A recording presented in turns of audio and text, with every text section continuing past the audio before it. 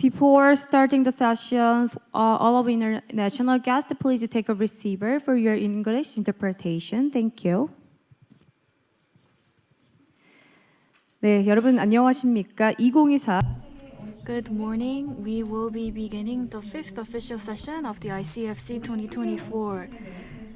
The theme now I am sure you are well aware of: One Ocean, One Fishing Community, Challenges for Fishing Communities in an Era of Great Transformation.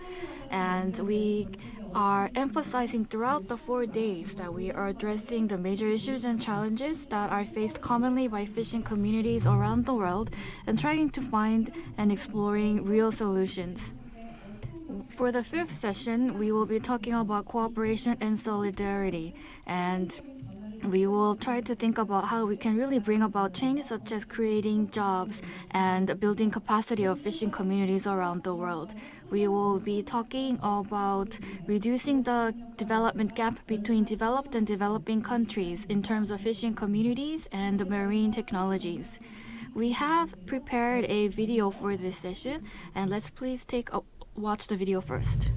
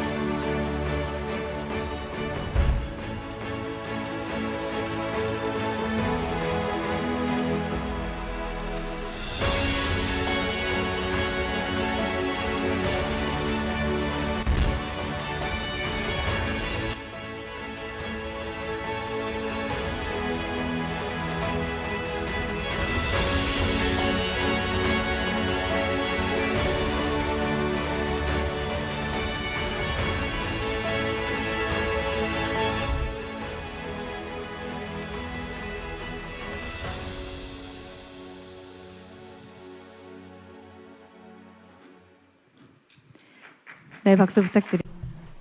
Thank you. The video that you just watched was about developing fishing communities, the cooperation and solidarity to achieve that end. So now we will begin the presentations, and I would like to introduce the first presenter to the stage. The first presenter is Dr. Deok-hun Han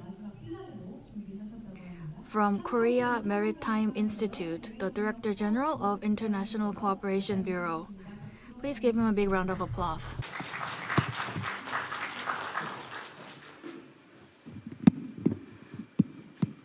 Good morning, everyone. I will make my presentation in Korean. Okay, thank you. 오늘 제가 Today, I will be talking about the roles and tasks of ODA institutions specializing in oceans and fisheries in Korea. I would like to first thank the organizers and the participants of the ICFC 2024. My presentation is largely composed of 3 parts. First, I will be going over the current state of Korea's ODA, and is within a special focus on the Ministry of Oceans and Fisheries ODA. And then I will be talking about the future and direction of ODA. So first, I'd like to go over the overall ODA of Korea. As you would know, ODA is growing and expanding. If you look at the graph, in 2023, the total amount was around 4.7 trillion won that was executed. In 2024, this year, it was around 6.2 trillion won. And next year, we believe it will be around 6.8 trillion won. We are currently requesting the budget of that amount. So you can see that it is growing quite steeply in recent years. The main reason for this is because of Korea's efforts to fulfill its role as a major country in the global community. And so we are trying to accommodate many needs and demands of recipient countries to increase our ODA contribution. I would like to now go over the Ministry of Oceans and Fisheries ODA projects. If you look at the bar chart on the left, the green is the number of projects and the blue is the total amount of the ODA, the budget. And you can see that it has growing quite exponentially in recent years. However, we start this graph from 2020. If you look at trends in the past, it was less than 10 billion won. And then in 2020, it went up to 15.5, and now it's over 40 billion won. And now we are also contributing to around 30 to 40 countries. And we believe that the amount will be also above 45 billion won next year and probably around 35 projects. So the ministry's ODA trend is in line with the Korea overall ODA trend. So next, I will be talking about ODA institutions specializing in oceans and fisheries. Like you just saw, we are experiencing strong growth of ODA in this area. The ministry has been working very hard to that end, and the agencies that are specializing in this area have been working very hard as well. I'd like to highlight that we have participants from Fiji, Honduras, Kenya, Bangladesh, and many different countries around the world here today with us. And I think it's important to really reflect the demands of the recipient countries, not the needs of the donor countries. So we need to exchange and communicate with each other to identify projects that are in line with the demand of the recipient countries and to ensure that those projects go through. And we have to also analyze and evaluate the outcomes so that those projects can continue and make real contributions to the national economies of the recipient country. I think one main tool for that in the perspective of the Ministry of Ocean and Fisheries was to establish institutions that specialize in the ODA of oceans and fisheries. According to the Framework Act of Marine Fishery Development, Article 21, the legal grounds for the establishment of such specializing agency was provided. And in 2020 October, the KMI was designated as an agency specializing in the ODA of fisheries and oceans. And this is a slide that introduces the International Development Cooperation Center of the KMI. As you know, KMI looks into all areas of maritime ODA, including fishing communities, ports, and so on. I mentioned that October 2020 was when KMI was designated for this role, but even before that, each division within KMI was working together with the Ministry of Finance on the KSP projects, or also cooperating with KOICA to implement various projects around the world. And in overseas, KMI created a fisheries forum with Africa, and also the South Pacific countries and Latin American countries have hosted a fisheries forum since 2010. And so through these forums, the KMI had accumulated various knowledge and information and experience regarding the fisheries communities in these areas. So there was a foundation to establish a ODA specializing country. And then in 2017, we signed a MOU so that the KMA can play a larger role. And then in 2020, KMI was legally designated as agency specializing in fisheries and oceans ODA. I think one of the basic role is, for example, if this year we are doing 40 projects amounting 43 billion won, I think the role of the agency is to ensure that support is provided so that these projects are executed in an efficient and effective manner. But the specific projects are also pursued by KMI at the moment. You have the conference on the top of the slide.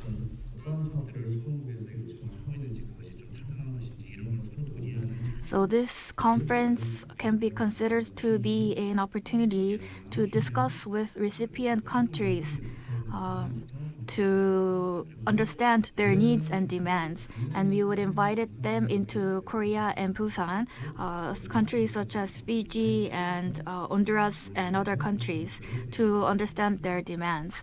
And this year we had this meeting as well. It's an annual meeting. We also have ODA projects in Senegal and Kenya, which was the capacity building program in cooperation with COICA. And also, the Kyrgyzstan Republic is a inland country, but there were still some aqua farming for the inland fishing, and we also supported their projects. We also have projects in Ghana regarding the fisherwomen processing and distribution capacity building project. So I will go into details later. The ministry has the KOEI strategy, which was announced last year. It means Korea Ocean Economy Initiative. So when the ministry pursues these ODA projects, there are largely four components that we are looking for. First, we are trying to come up with response to climate change, create sustainable fisheries, conserve marine environment, and I think it is one of the most important components, the capacity building programs. So there are largely these four objectives that the ODA projects are looking to achieve. And when we identify and execute projects, we try to ensure that those projects fulfill these objectives. And this is the vision and goal and strategy of the ODA projects. Volume expansion is important, but I also feel that each project in itself needs to be effective. So we need to have outcome. Those outcomes needs to be evaluated and promoted so that we can establish a virtuous cycle. I mentioned that we need to communicate with recipient countries to identify projects. So first, when we do the R&D and develop new projects, and then second, we have the management of the projects, and then third, we have the project evaluation and success story dissemination. In the first part, we look at the BADA, which means 바다. 바다 means sea or ocean in Korean. And the 바다 means the best achievements in oceans and fisheries ODA. And this is a program to promote the fisheries and ocean policies made by the government. And we have accumulated know-how and experience over the past. And so we invite the officials from the recipient countries, and there are some training programs and consulting programs to identify the projects required by the recipient countries. And then we do a feasibility test of the projects that have been identified. Currently, we have 40 projects that are being executed. We have Ocean Aid Workshop, and this is in the second box, and this is about sharing the project know-how. So this is the brand name of the ODA of the ministry. And then third, under the evaluation and success story dissemination, like I've mentioned earlier, we need to evaluate the outcome so that we can improve those projects further in the future. And then those success cases needs to be spread so that we can establish a virtuous cycle. So this is a slide on the capacity building project that we conducted in Senegal. So the boat that you see on the right is actually from Korea, and Korea And in Senegal, there is the ENFM, and the Korean government donated this vessel to the school. And it didn't end with the donation of the vessel. We did training programs on the motors, the international maritime law, and how to work with the machineries and the motors in the boats and so on. So there was training program as well. And then second, it is the project that we did in Ghana. And the project name was Ghana Fisherwomen Processing and Distribution Capacity Building Project. So I'm sure you know, but mostly it is the men that is out in the ocean catching the fish. But once the fish is harvested, the processing is mainly done by women. And so the Ghana government has asked Korea to support the capacity building of women in the communities. So this project is currently being executed. And so we have been working to build capacity of the fisherwomen in Ghana. So this is a picture of Port Tema in Ghana. In April this year, we did a on-site workshop, and we also connected with FAO Ghana office for this workshop. And then the photo on the bottom is picture we took in Busan in October this year. We created English material, and if you are interested, please contact us and we can share this English material with you. And regarding the IUU, this is becoming a serious issue regarding the ecology and small-scale fishers all over the world. And we connected with university in Sweden, and we tried to come up with a catfish program that we have conducted since 2021. Catfish means capacity building, and it's a program to respond to IAU fishing. So it's cap plus fish, catfish project. And last week and then 2 weeks ago, in Fiji, around 15 countries in the islands in the region came together for a summer academy. And we plan to continue to support this program for the next 5 years. I talked about the PADA program earlier, and then we have the kickoff, the conference that I mentioned. Those are also part of the ODA projects.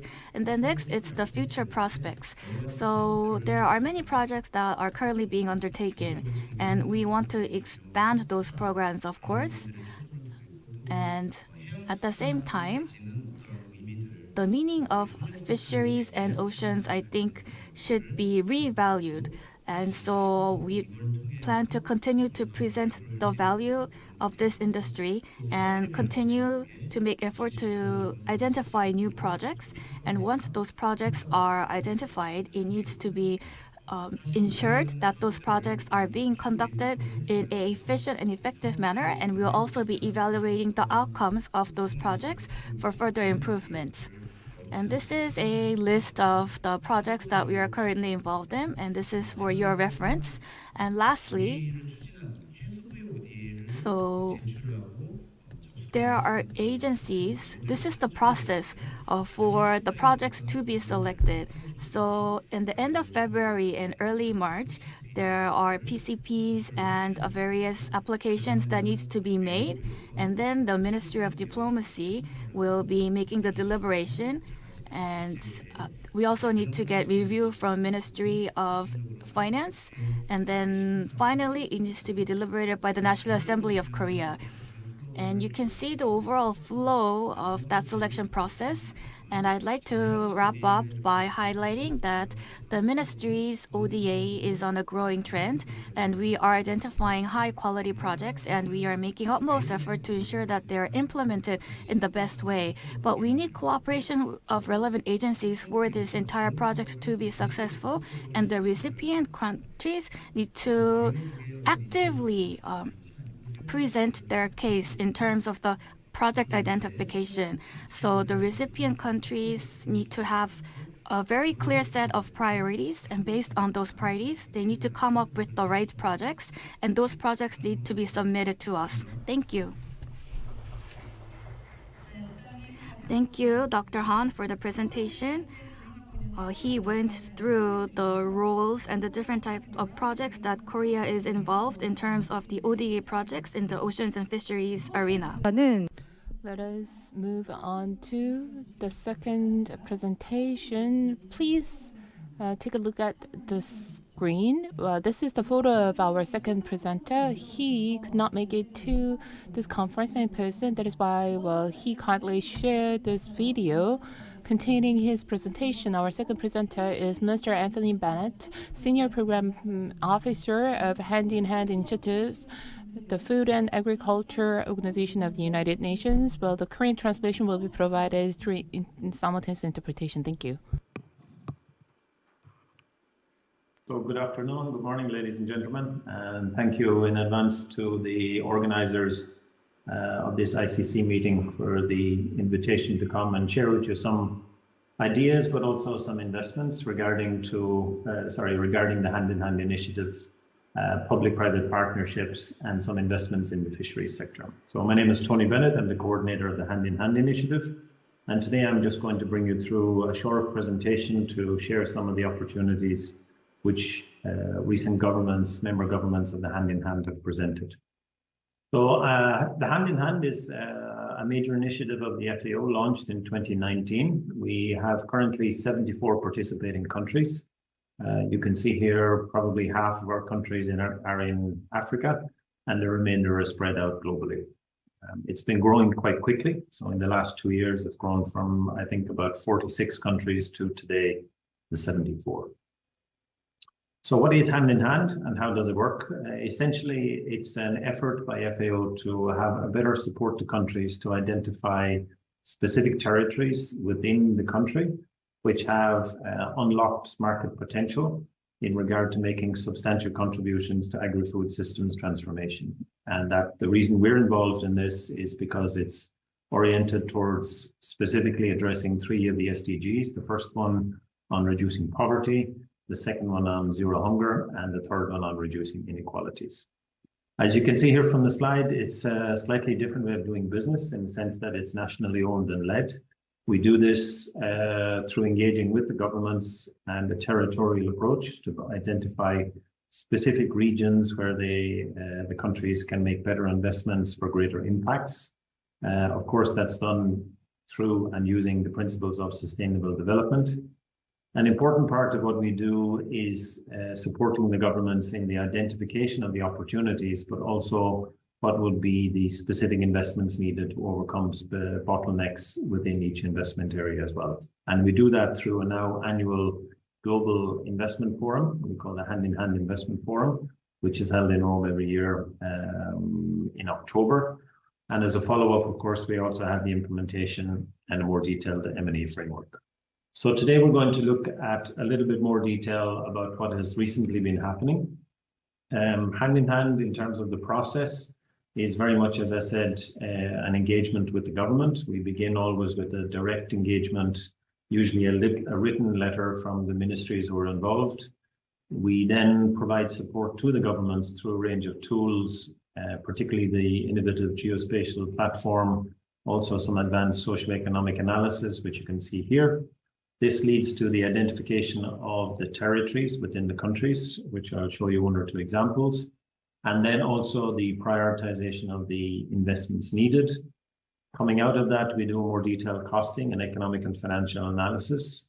And coming out of that, we then have typically at the minister level, the government coming to the investment forum and presenting and having opportunities to meet with the private sector or blended financing, banks, institutions, foundations, etc., during the investment forum, but also follow-up to the investment forum. So a little bit about what that looks like. We have the geospatial platform. This is an open access public tool, which is hosted here in FAO, developed by FAO, and it brings together many of the different databases, and I would say some very in-depth data. We currently have approximately 2 million layers of data from various databases. It could be on, for example, evapotranspiration rates for crop production, it could be on density of livestock. We also cross-reference that with, for example, roads, infrastructure, and ultimately looking at the modeling which is needed in terms of what is feasible and possible for the specific investment areas as well. So you have the QR code. I won't go into too much detail more on that. The QR code is here for the geospatial platform, and I would encourage you to access that. So what does that look like? Coming out of that, we have these multiple layers. They could be, for example, as you can see here on the geography of the specific area. It could be looking at poverty mapping. It could be looking at road network, and then the municipal boundaries, etc. And coming out of that, you have a map then which identifies specific areas for investment. So today I'm going to a little bit more focus on the investment side because that's what we've been asked to do with the presentation. So the investment forum is now, as I said, an annual event held every year here in Rome. This year we had 29 countries and 5 regional initiatives coming to present their prioritized agri-investment opportunities. And really it's about giving the governments a unique opportunity and a global opportunity to be able to link with investors. And investors is a very open term. It covers everyone from private investors through to regional development banks, international financing institutions, impact investment companies, organizations, and of course, very importantly, the private sector as well. And there, I think we'll have a little more conversation here about this and some of the public-private partnerships which are being proposed by the governments as well.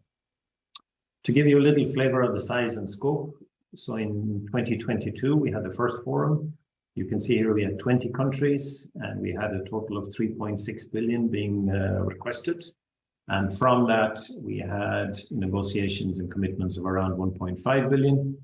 23 was much larger. We had 31 countries and we had investments of 16.5 billion. So coming out of that, we had commitments of around 2.3. We just completed just 2 weeks ago our last investment forum, and we had investments being sought of around 15 billion.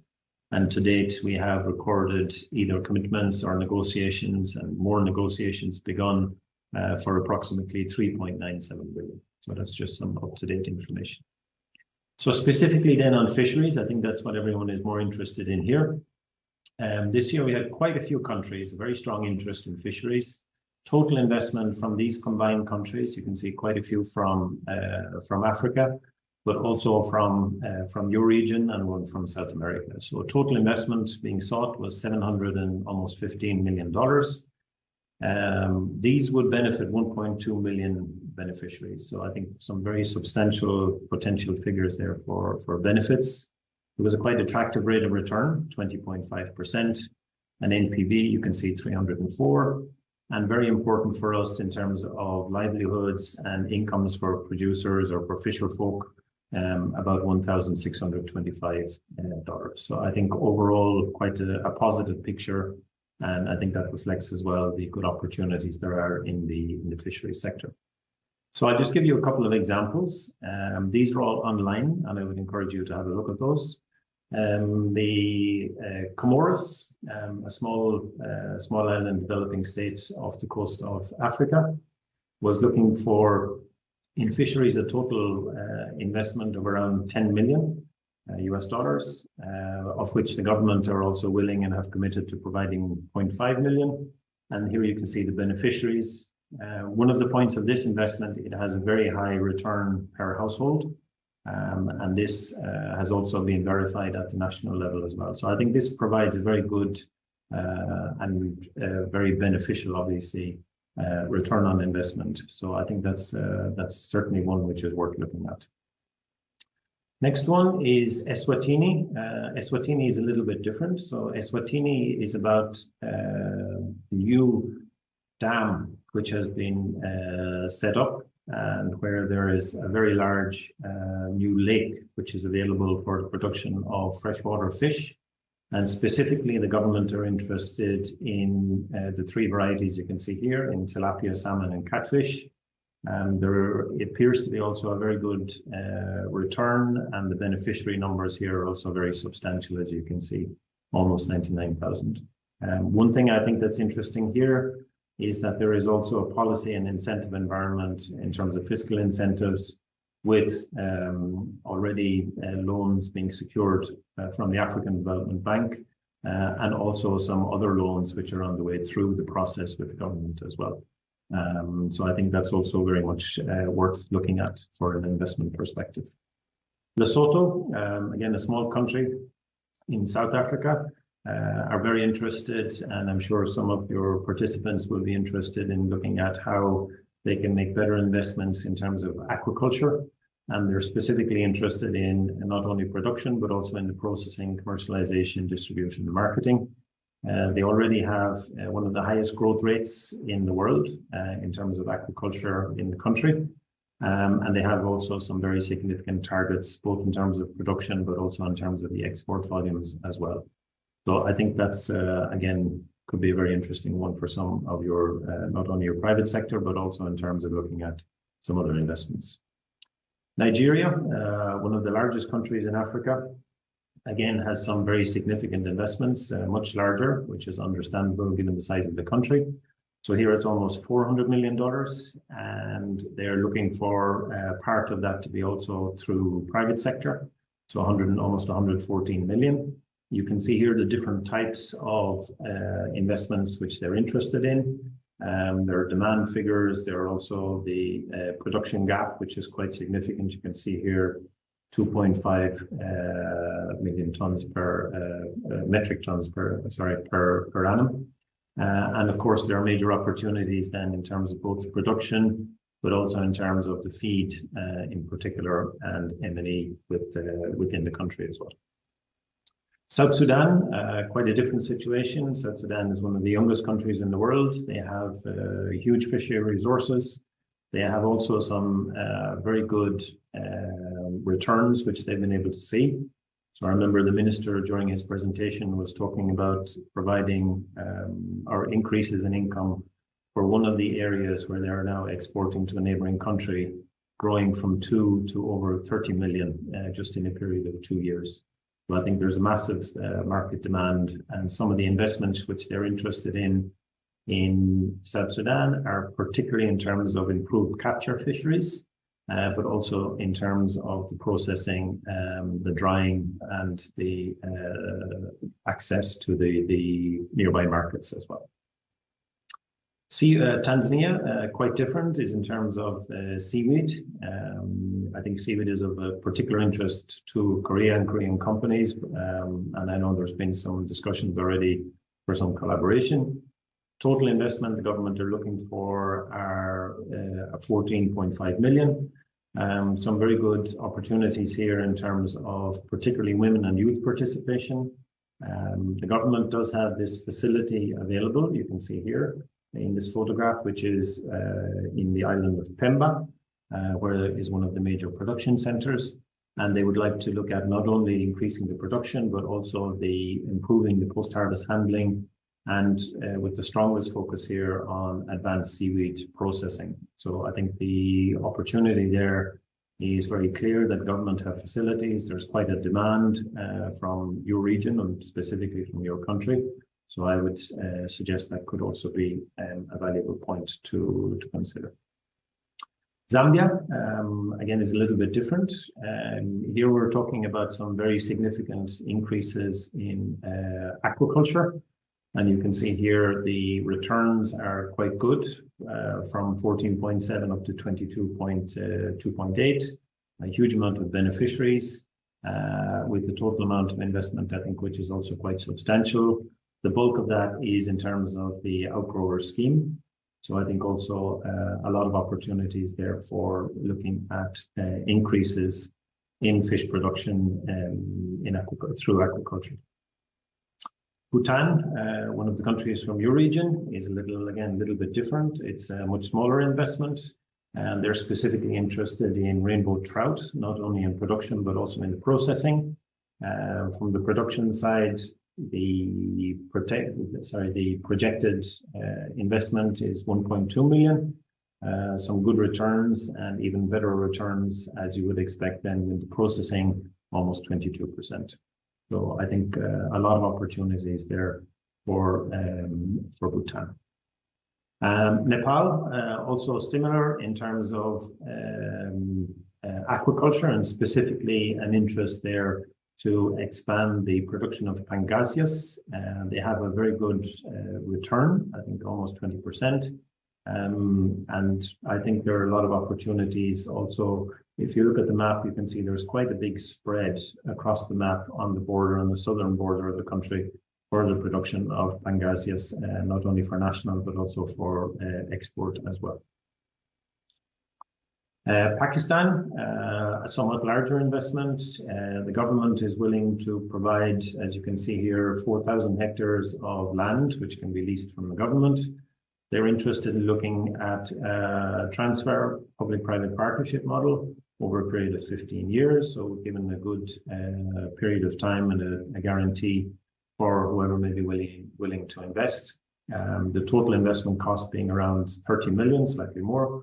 And I think there's a huge amount in terms here of not only the increase in the yields, but also looking at the demand, the export demands, which are there as well.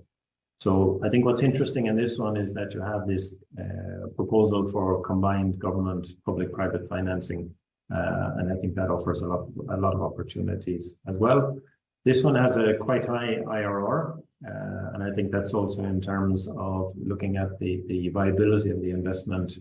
And from our perspective, also the number of indirect beneficiaries is quite substantial. So I think that's also a very interesting proposition. Paraguay, South America. This is a little bit different again.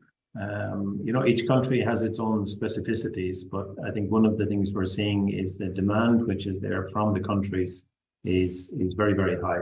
So in Paraguay, the overall investment is much bigger. It's $50 million.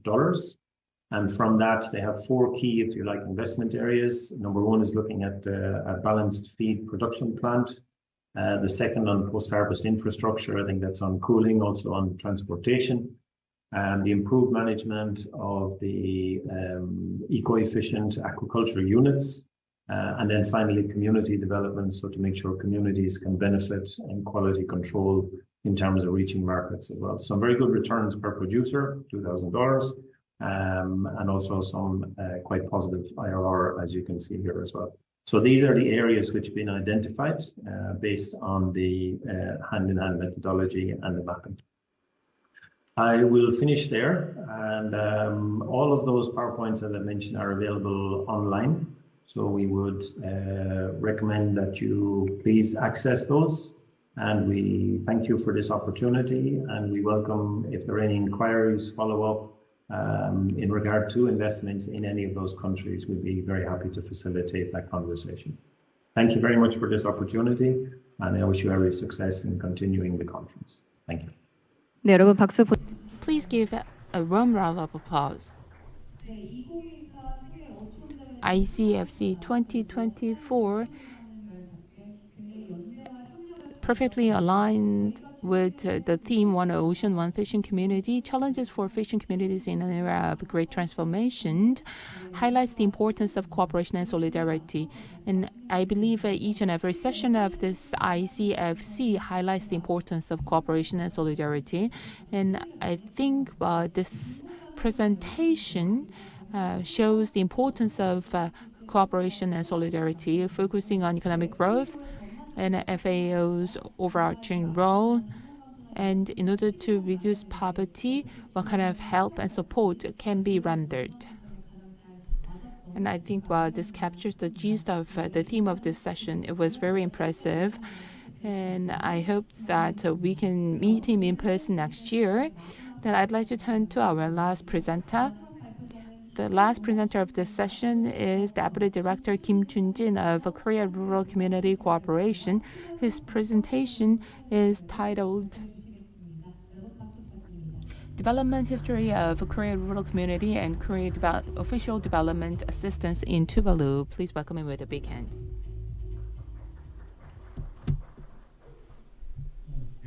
Good afternoon. Good morning, everyone. My name is Kim Chun-jin. Deputy Director of the Korea Rural Community Cooperation, or KRC. It is an honor to participate as a presenter at the International Conference on Fishing Communities 2024. Today, I will discuss the development history of Korea rural community and Korea official development assistance in Tuvalu. Although 15 minutes is a short time, I will provide an overview of how Korea's rural areas have transformed and how these experiences are reflected in Korea's official development assistance, or ODA.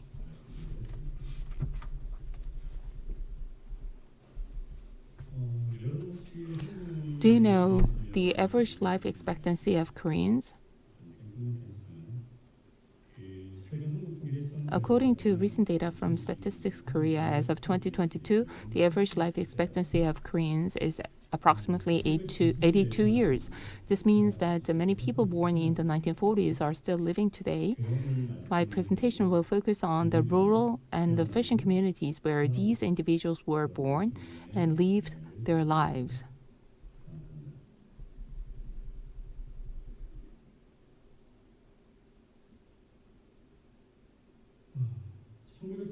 The 1940s marked a period when Korea was still under Japanese colonial rule.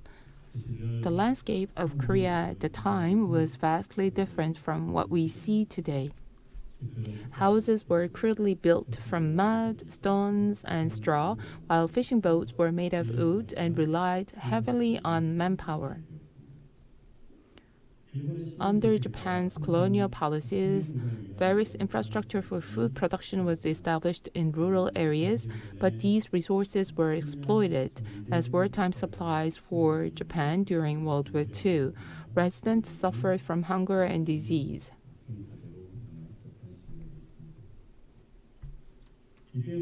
Rural areas during this period were isolated due to limited transportation and existed as small family-based communities.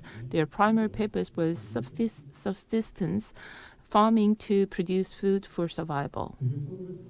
Finally, in 1945, with the end of World War II, Korea gained independence. However, the joy of independence was short-lived, as Korea was soon engulfed in war once again with the outbreak of the Korean War in 1950. The 3 years of war destroyed most of the existing infrastructure. By 1953, immediately after the war, Korea's GDP was only $1.35 billion, and per capita gross national income was a mere $66.5 per year. This equates to just 18 cents per day, highlighting the dire economic conditions Korea faced at the time. After the war, Korea's primary task was to increase food production. Similar to the pre-liberation period, boosting food production for survival was crucial, but with the infrastructure destroyed by the war, there seemed to be little hope. Around this time, global initiatives expanded to provide support for war-torn and underdeveloped nations in the aftermath of World War II. Such official development assistance, or ODA, played a pivotal role in rebuilding Korea's food production infrastructure. During this period, rural areas regained importance as key spaces for food production. With the subsequent development of a transportation infrastructure, rural areas transitioned from self-sufficient food production to engaging in full-scale distribution and trade. During Korea's industrialization period, an extraordinary 30 years of economic growth resulted in a 124-fold increase in GDP and a 72-fold increase in per capita income. During this time, rural areas served as key hubs for food production and played a pivotal role as sources of labor for industrialization.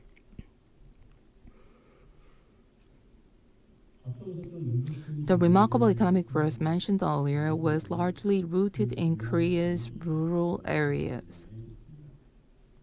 Stable food supply, population growth supported by stability, and enhanced efficiency in agriculture and fisheries through new technologies and crops were key factors that enabled rural areas to supply labor for industrialization. Before industrialization, rural areas primarily focused on building infrastructure for food production. However, during industrialization, their purpose evolved to increasing food production through greater efficiency while also facilitating labor redistribution between industries for effective workforce utilization. One of the main drivers that expanded the role of rural areas was the 새마을 운동 or New Village movement and campaign, which many of you may be familiar with. The 새마을 운동, this movement was first introduced in 1970 as a program to support farmers affected by drought and to rebuild underdeveloped rural areas. Initially a simple rural reconstruction project, it evolved into a reform movement that promoted the values of diligence, self-reliance, and cooperation. Over time, it became a modernization movement that extended to Korean society as a whole. In fishing communities, the 새마을 or New Village movement achieved visible results in areas such as housing improvement, road construction, river maintenance, and the expansion of electricity supply. It also contributed to income growth through the improvement of port facilities, training in fishery product processing technologies, and the dissemination of aquaculture techniques. This movement was largely driven by financial and technical support.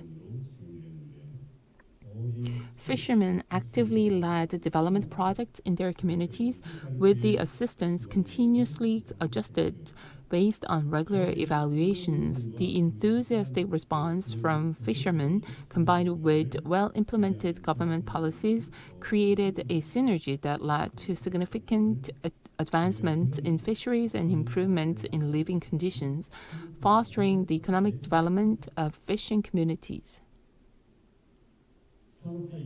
Post-industrialization, Korea's rural areas underwent significant transformations. Rural areas came to be seen as spaces for environmental preservation, cultural heritage protection, scenic value, and renewable energy production. Consequently, government, agricultural, and fishery policies shifted from focusing primarily on investment and support for food production to emphasizing the preservation and development of the multifaceted values of rural areas. The various project types you see on the screen represent the approaches being taken by the Korean government as part of the Fisheries New Deal initiative, aimed at transforming fishing communities into spaces with multifaceted value. The first type focuses on economy-driven fisheries economic platforms. The second emphasizes lifestyle and culture-centered fisheries living platforms. And the last prioritizes infrastructure-driven safety improvements for fishing communities. In addition to this, while there are various development initiatives targeted at rural areas of Korea, the transformation of rural and fishing spaces and communities from simple food production bases into areas of multifaceted value was made possible in part by the ODA provided to Korea after World War II. From now on, I will briefly introduce Korea's ODA history and explain the recent ODA project for fisheries development in Tuvalu.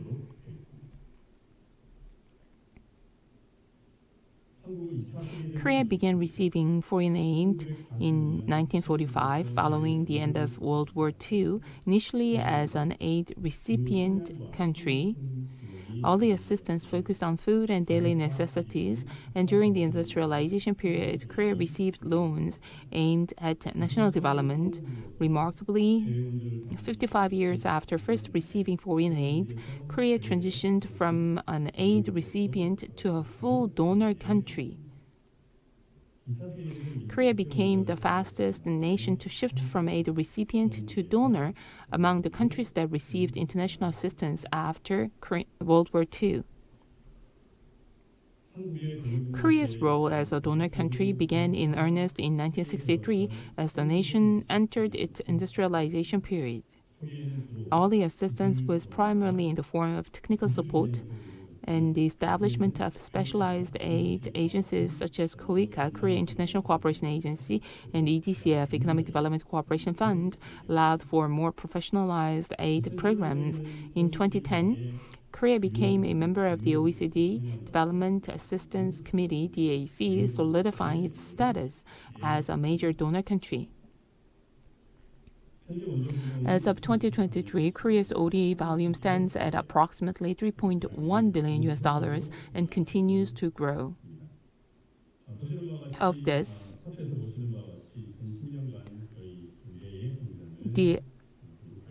as you can see, in the span of 10 years, but it has doubled. Of this, the agriculture and fisheries sector accounts for 6.7% of total and 9.2% of grant-based aid, amounting to $200 million, making it the fifth largest bilateral aid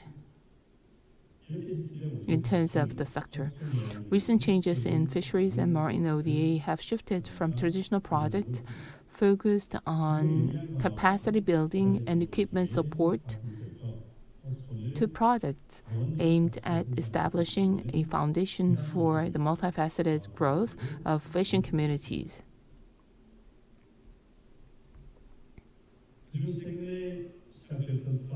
Let me introduce the recent ODA project for Tuvalu. Tuvalu faces severe natural disasters caused by climate change, including cyclones, drought, rising sea levels, and floods. The first photo shows the famous scene from the 26th UN Climate Change Conference of the parties COP26, where Tuvalu's foreign minister gave a speech standing knee-deep in rising waters. Tuvalu, composed of multiple islands in the Pacific, has repeatedly sought assistance from the international community to address these challenges. Inspired by Korea's Fisheries New Deal initiative, the Korean government designed its aid project for Tuvalu to address these pressing issues. The Tuvalu Aid Project, or ODA project, comprises the construction of a community center, establishment of eco-friendly energy generation facilities, development of jetty and revetment, and programs for capacity building. The community center includes facilities for boat storage, meeting and education spaces, and rest areas. Its primary purpose is to provide a space that revitalizes the local community, inspiring Tuvalu's residents to pursue self-driven development and encouraging their active participation in the project. The eco-friendly energy generation facilities involve the installation of solar power systems. These will be implemented in the newly constructed community center and existing fisheries infrastructure to alleviate the chronic energy shortages in Tuvalu. Additionally, the initiative aims to raise awareness about renewable energy, fostering increased interest and adoption of eco-friendly energy in the future. The construction of jetties and revetment addresses the issue of previous docking facilities, rendered unusual due to rising sea levels caused by climate change. By rebuilding these facilities, the project supports the improvement of income sources for local residents. Additionally, the project includes cultural exchange programs, Korean language education, and professional technical training to enhance the competitiveness of local residents and experts. The Tuvalu Aid Project is being implemented as a multifaceted program considering the diverse roles of fishing communities. It focuses on economic aspects, improving the local economy and the quality of life, social aspects, building port facilities to respond to climate change, policy aspects, promoting the sustainable development of fishing communities, and environmental aspects, producing eco-friendly energy and developing fishing ports. This holistic approach ensures that the aid program supports the various needs and challenges of fishing communities in Tuvalu. Korea has reached its current level of development with the help of the world. Although it has only been a single generation's time, tremendous changes have taken place. Now, it's Korea's time to give back. However, It is precisely because Korea retains its past development experiences and has grown through countless trials and errors that it must take the lead in advancing the development of fishing communities. Just as all oceans are interconnected, Korea is connected with all fishing communities worldwide. I kindly ask for the support of everyone here today so that we may work together and provide assistance as part of one united fishing community. Thank you. Thank you very much, Director General, for your insightful presentation.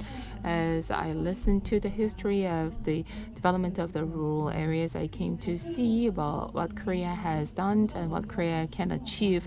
And I can also see how important the ODA is. And he kindly shared the example of Korea's ODA for Tuvalu that was really impressive. 다섯 번째 공식 Today, we are currently going through the 5th session, and that was the end of the presentations that we have prepared for the cooperation and solidarity session. Now we will have the panel discussions. We are currently bringing up some chairs and tables onto the stage, so I would like to ask the speakers and panelists for just one moment while we rearrange the stage.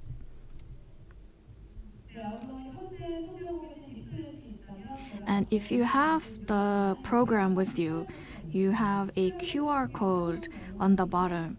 If you can log yourself onto the QR code, there will be a survey. If you finish the survey, we can also distribute some souvenirs. So please complete the survey. And after session 5, we will have the closing ceremony. So I would like to ask your attendance till the very end. Please just bear with us for just one more minute, and we will be beginning the panel discussion shortly.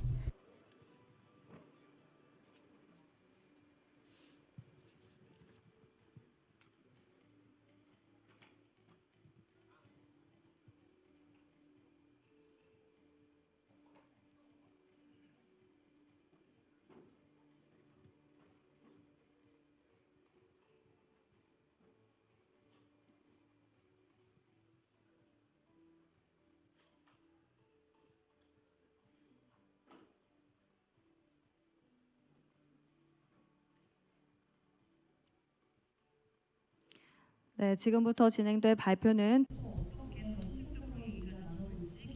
Yeah, so I look forward to the panel discussions that will give us more depth to this topic.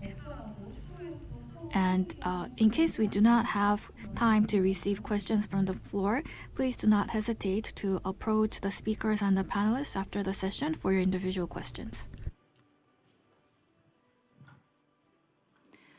네, 물론 오늘 토론의 좌장은 밀렌 줄 The moderator will be Senior Environmental Specialist Millen Wallin from the World Bank.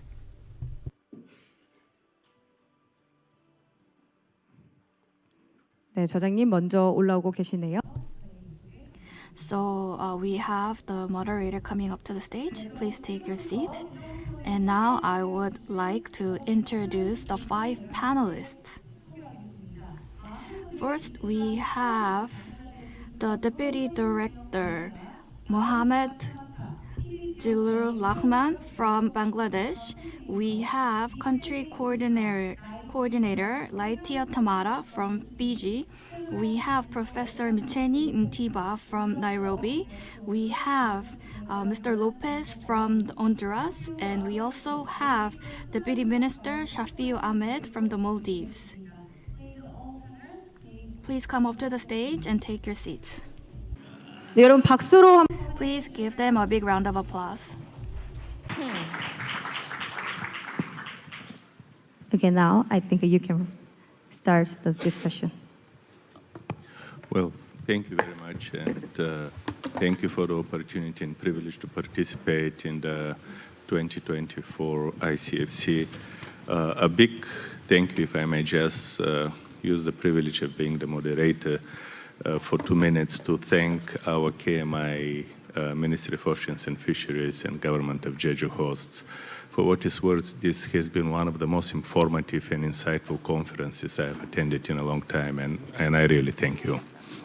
And I think we should all give them the huge round of applause also to the organizers for this incredible conference.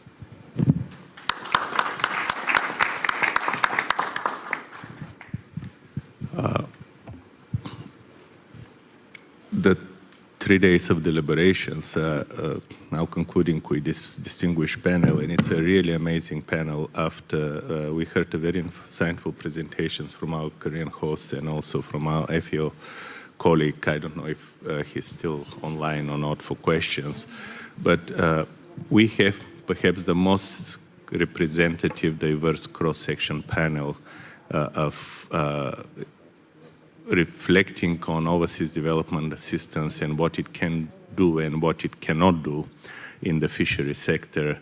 We have from countries like Bangladesh and Kenya, coastal countries with very complex coastal fisheries, also open ocean fishing, to fishing powerhouses like the Maldives, like Fiji, small island developing states where fishing is the life for many communities, not just the food security, but they're also facing incredible challenges, as we heard over the last couple of days.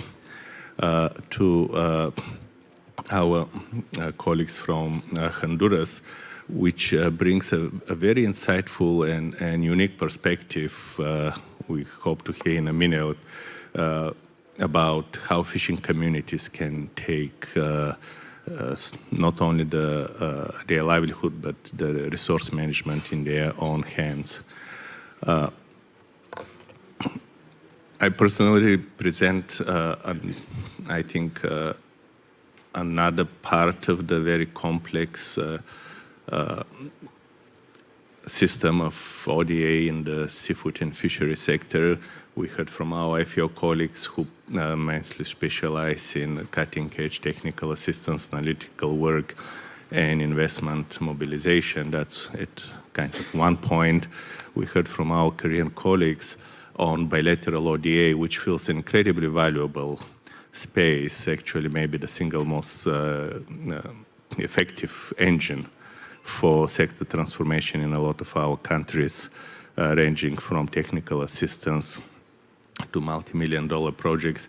And then the MDBs, which I work with one of them, the World Bank, we're at the other end of that spectrum with big development projects in the hundreds of $millions, mostly focused on sector transformation. Now, as we were very amply reminded, and I cannot see from the light, but I trust our good friend from Uganda is here today, the last day. It is one fishing community, as the conference highlights. After everything is said and done, at the end of the day, it's real people on the other side. And we hope we can use some of this panel for insights, how ODA can actually make a difference, not only for sector growth or for economy, but for real people, for real fishing communities. So with that, and without further ado, I would like to invite our distinguished panelists maybe to give a brief oversight of what ODA has worked in the fishery sector in their countries. If I may start first with our small island colleagues, with Honorable Deputy Minister Ahmed, Deputy Minister for Fisheries and Ocean Resources for the Maldives. Maybe for all panelists, given also. 네. 그 다음으로 이제 이어서 한 번씩 말씀을 드리도록 할 텐데요. 먼저 몰디브에서 오신. Hello. Yeah. Maybe 3 to 4 minutes.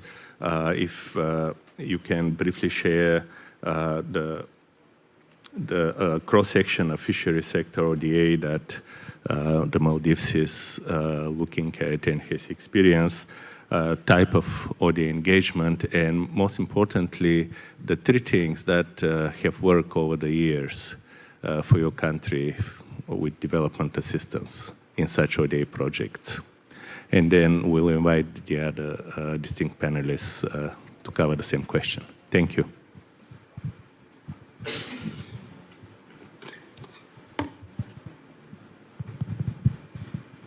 Yeah, thank you very much.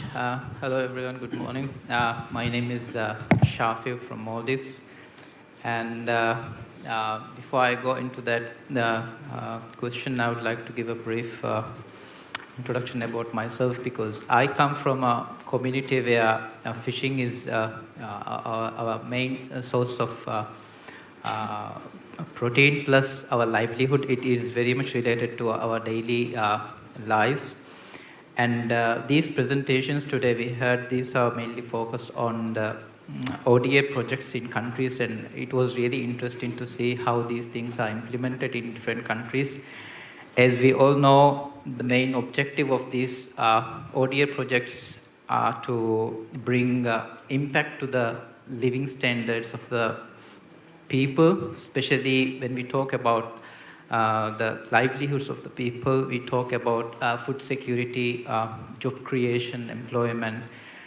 And I come from a community where I was a teacher first, and then after my master's I resigned and I got into the fishing industry. Then I realized there are so many things that we can do to empower our youth, to empower our women in fisheries, because they are the key people who are actually engaged in day-to-day activities of the fishing community. So when we talk about the ODA projects, I think it's very important that we emphasize on encouraging the youth people to get into the fishing industry and try to bring economic impact to the whole country. And when we talk about capacity building, and when we talk about the training, there are a lot of things that we can do to improve, especially on these projects. In 2014 and 2015, I was engaged in this cooperative society model in the Maldives, and unfortunately, we couldn't successfully implement these projects. At some point, there was some lack of funding, and we had to stop these projects. So there are key lessons that we learned from these projects, and we still can improve these projects in our countries. For example, if we talk about the capacity building and training on women empowerment, we mainly focus on, in terms of Maldives, there are lots of things that we can do from tuna. We mainly have two types of fishing, that is skipjack tuna and yellowfin. And once these catch are landed to these islands, the women and the small community level people, the villages, they make lots of value-added products. So when we train these people, we just focus on the production, but there are so many other levels in these distribution channels. For instance, there is lots of logistical issues, there are lots of transportation issues, and they need to be taught how to, not only how to produce these products, also to take it to a market where they can sell it. So in rural villages, in small communities, we don't have access to this information. So when we try to teach them, or when we try to train these local communities, it's a very important aspect that we teach them how to manage the finance, manage the logistics, and talk to these market opportunities where they can sell these products. Yesterday, we heard about very, very interesting presentations about the brand in the marketing, the selling, and also telling their stories to these end customers. So if we can embed all these features in these ODA projects, I think it's going to bring a lot of impact to our fishing communities. So instead of training, we should try to create entrepreneurs. We should try to give funding. We should try to give assistance to these youngsters who are willing to get entrepreneur opportunities, and we should give assistance to these people. And also I would like to highlight about the community engagement, especially when we talk about these ODA projects. I would like to give an example from Maldives. 2 years back, there was a project which was launched to install a refrigerated seawater system in the fishing vessels. Currently, most of the pollen line fishing vessels, they need to keep their catch fresh till they sell it. And recently, there was this facilities introduced to our fishing vessels, that is refrigerated seawater system. Currently, we have 70 to 80 vessels with this system, and still we are looking to have 130 vessels with this RSW, so that we can actually complete the whole fleet with RSW, so that the quality issues can be minimized. So once this project was introduced in 2022, there were no applications, so the vessel owners or the skippers weren't interested in that project, because at the beginning of that initial stage, I think there was the lack of community engagement, whether they wanted this project or whether how they wanted it to be implemented. So when it was announced, the total cost of the project was very high, so nobody was interested. And this year, we again reached out to the community. We changed the whole concept. We bring some designs to this project. And this September, we announced the project. And yesterday, up to yesterday, we got 35 applications. That means 35 vessels are interested in installing this RSW project. And hopefully, by mid next year, we will have more than 30 to 40 fishing vessels with new RSW systems. So we are going to minimize that problem. So the most important thing is we have to have this community engagement. We have to know their needs. We have to encourage them to use this technological transformation, and then only we can bring a huge impact to these economies. Thank you.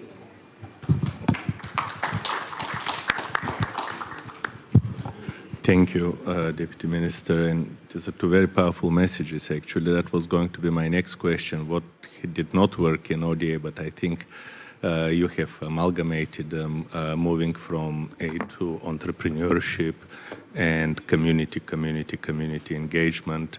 Our next panelist hails us from Honduras, a professional fisherman, Mr. German Danilo Hernandez Lopez. And Honduras brings a very interesting perspective, very much linked to what was just mentioned, how community platforms and community engagement can make a huge difference. And you don't need hundreds of millions of dollars, actually. If that is gotten right, the transformation can be much more powerful than much bigger projects have ever achieved. Mr. Lopez, to you.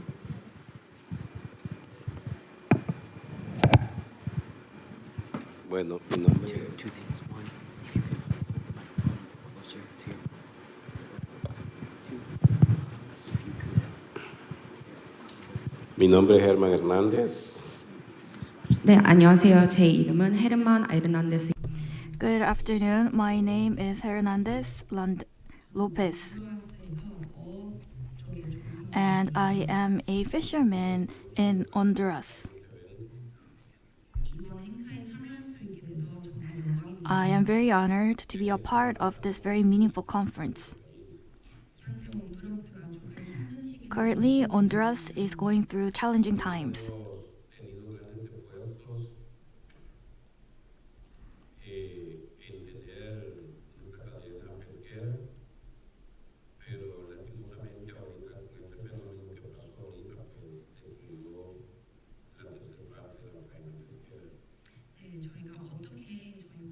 So today, I will talk about how Honduras should maintain the supply chain. Recently, there have been some natural disasters, and the remaining fishing facilities and infrastructure have been destroyed. Dando cómo va el proceso aquí, ya que creemos que de aquí vamos a llevar algo positivo. 네, 그래서 저희 온두라스의 어업 동료들이 So my colleagues in Honduras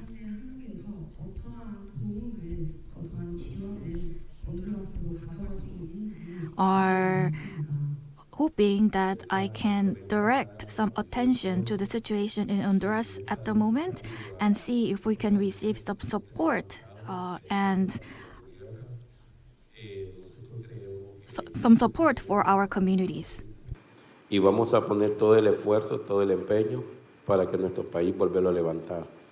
네, 저희 온두라스에는 사라 열대야 In Honduras, we often are exposed to cyclones, and these are large-scale natural disasters that have huge impact on our lives. And so we are currently making effort to restore the infrastructure that it has destroyed. Nosotros es todo el apoyo a nivel internacional. ¿Cómo podemos cambiar esa imagen para que llegue directamente a las asociaciones pesqueras? 네, 저희가 또 한 가지 걱정하는 부분.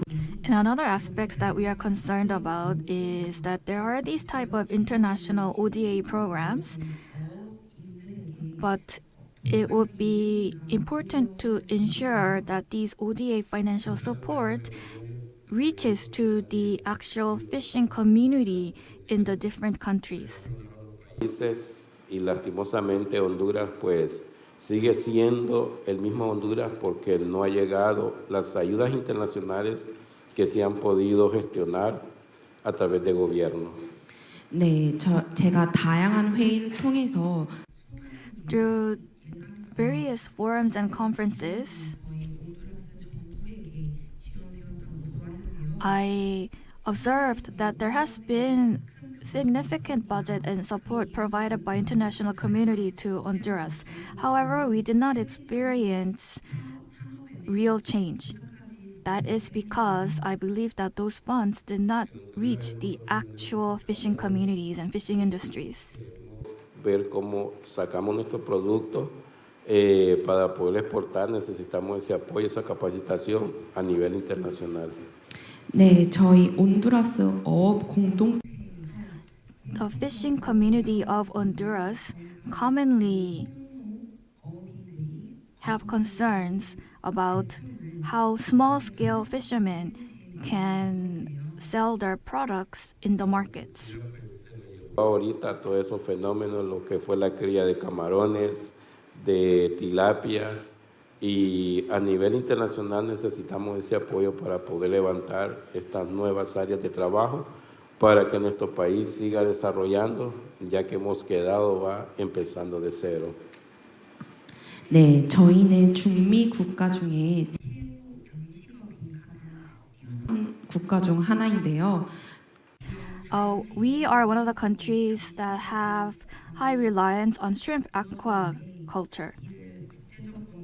And because of natural disasters, those infrastructure has largely been deteriorated, and I believe that we need international support to restore those facilities and revive the aquaculture economy. Ellos pues van a llevar un gran alivio al decirle de que a nivel internacional pues vamos a tener apoyo para podernos levantar y sacar pues nuestras familias adelante, ya que sabemos que la pesca ha sido el arte de nosotros.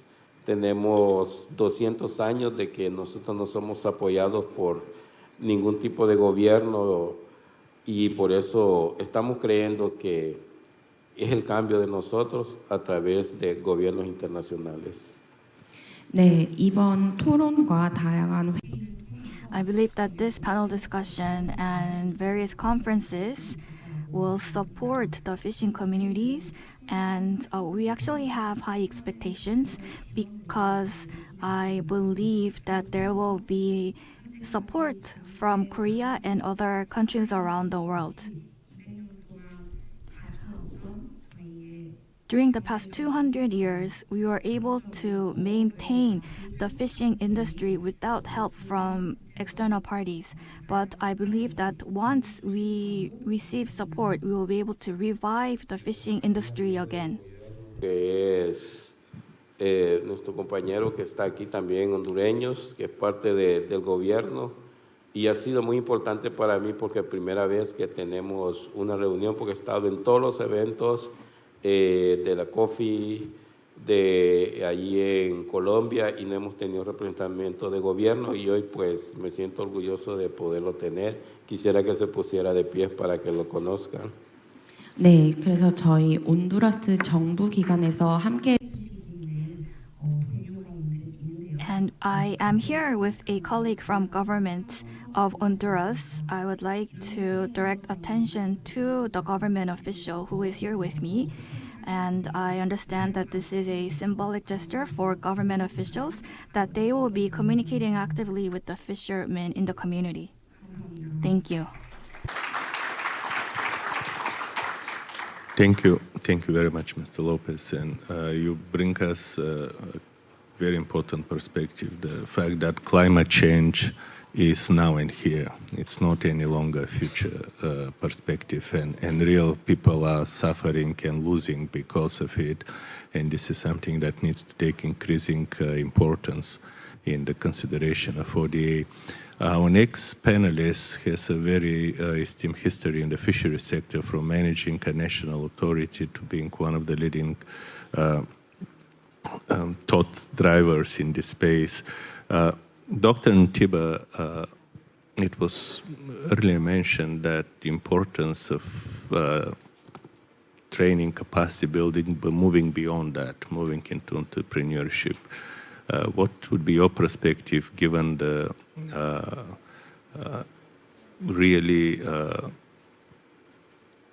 very important experience that has been accumulated in your country over the years, especially in the ODA space? What works, what doesn't work? Currently, also having one of the very large-scale multi-million-dollar projects for transformation of the sector. Over to you, sir.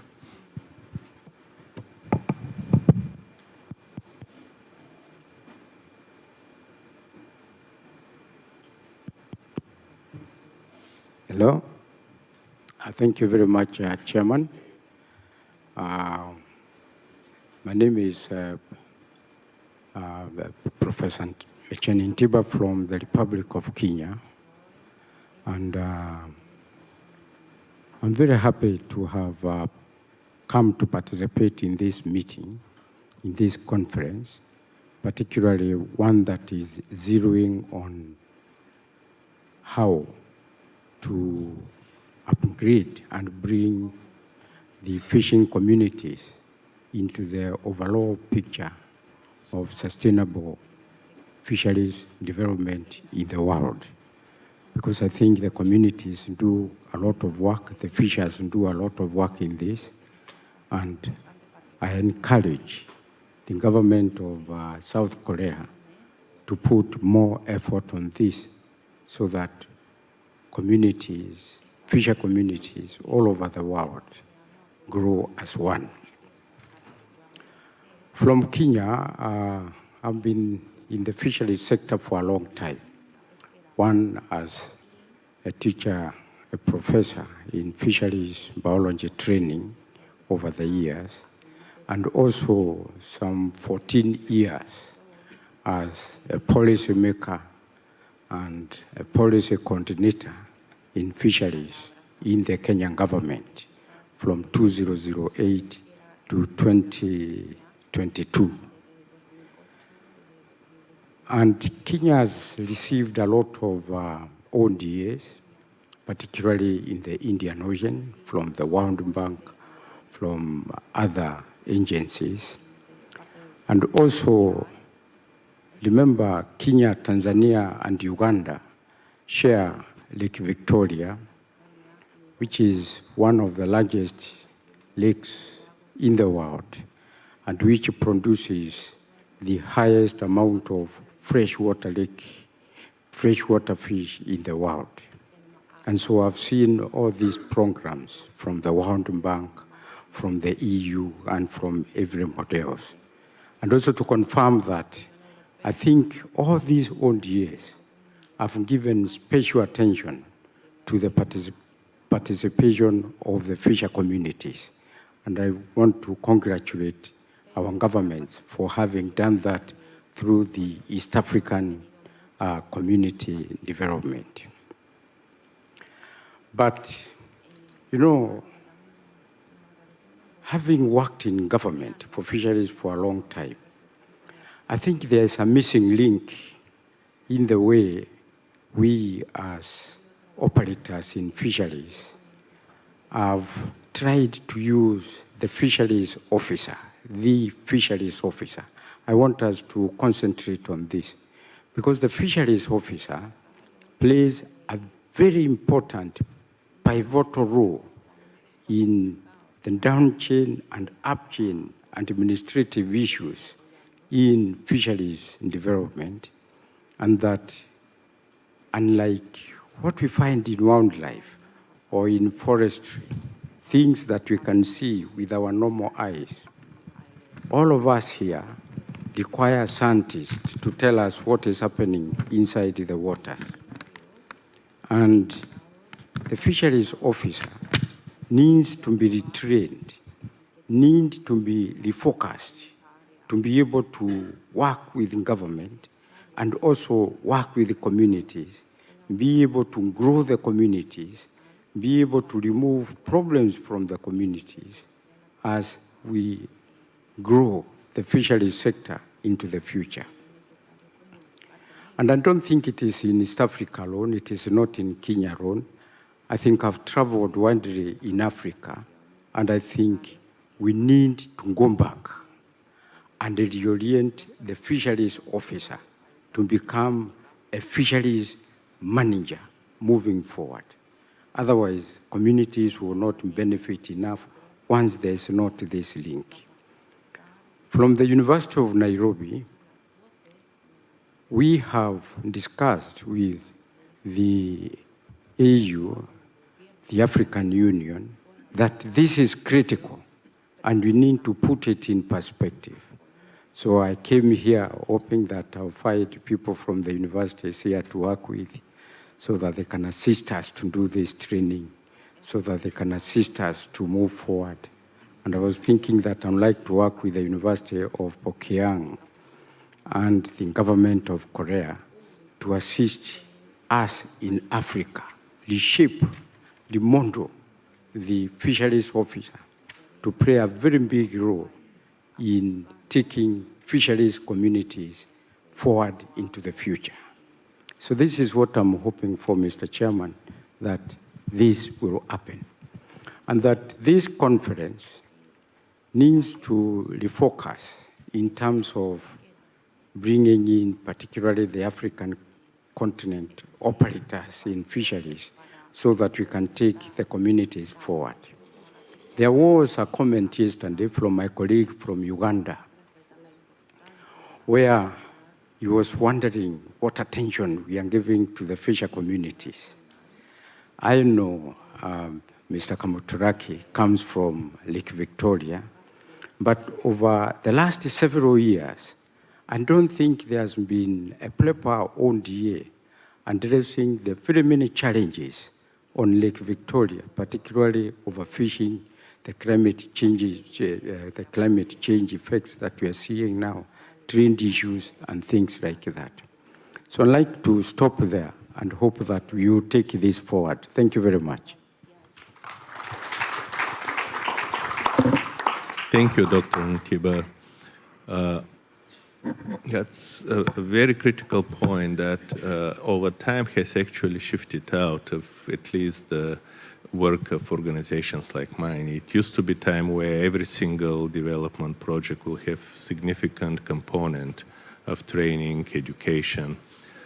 For a number of reasons, some very good reasons, some perhaps not so, this has mostly now been dropped, and it is really for bilateral partners like the government of Korea that are filling that critical gap.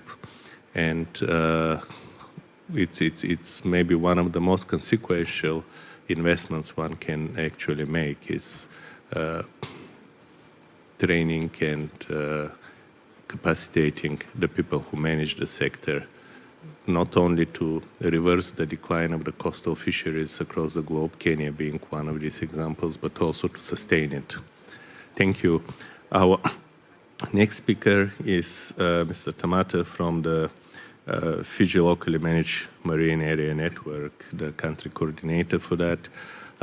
Also brings a very important perspective on the role of the community and the role of the co-management and the role of the engagement to preserve the resources on which all fishing depends. In many countries, the coastal fisheries are mostly driven to the brink, and when there is no fish, there is no fisherman, set as that is. So hence also for the last maybe decade and a half, a shift in focus on resource recovery. But that does not happen if the communities don't see the benefits. So over to you, Mr. Tamata, how this has worked in Fiji.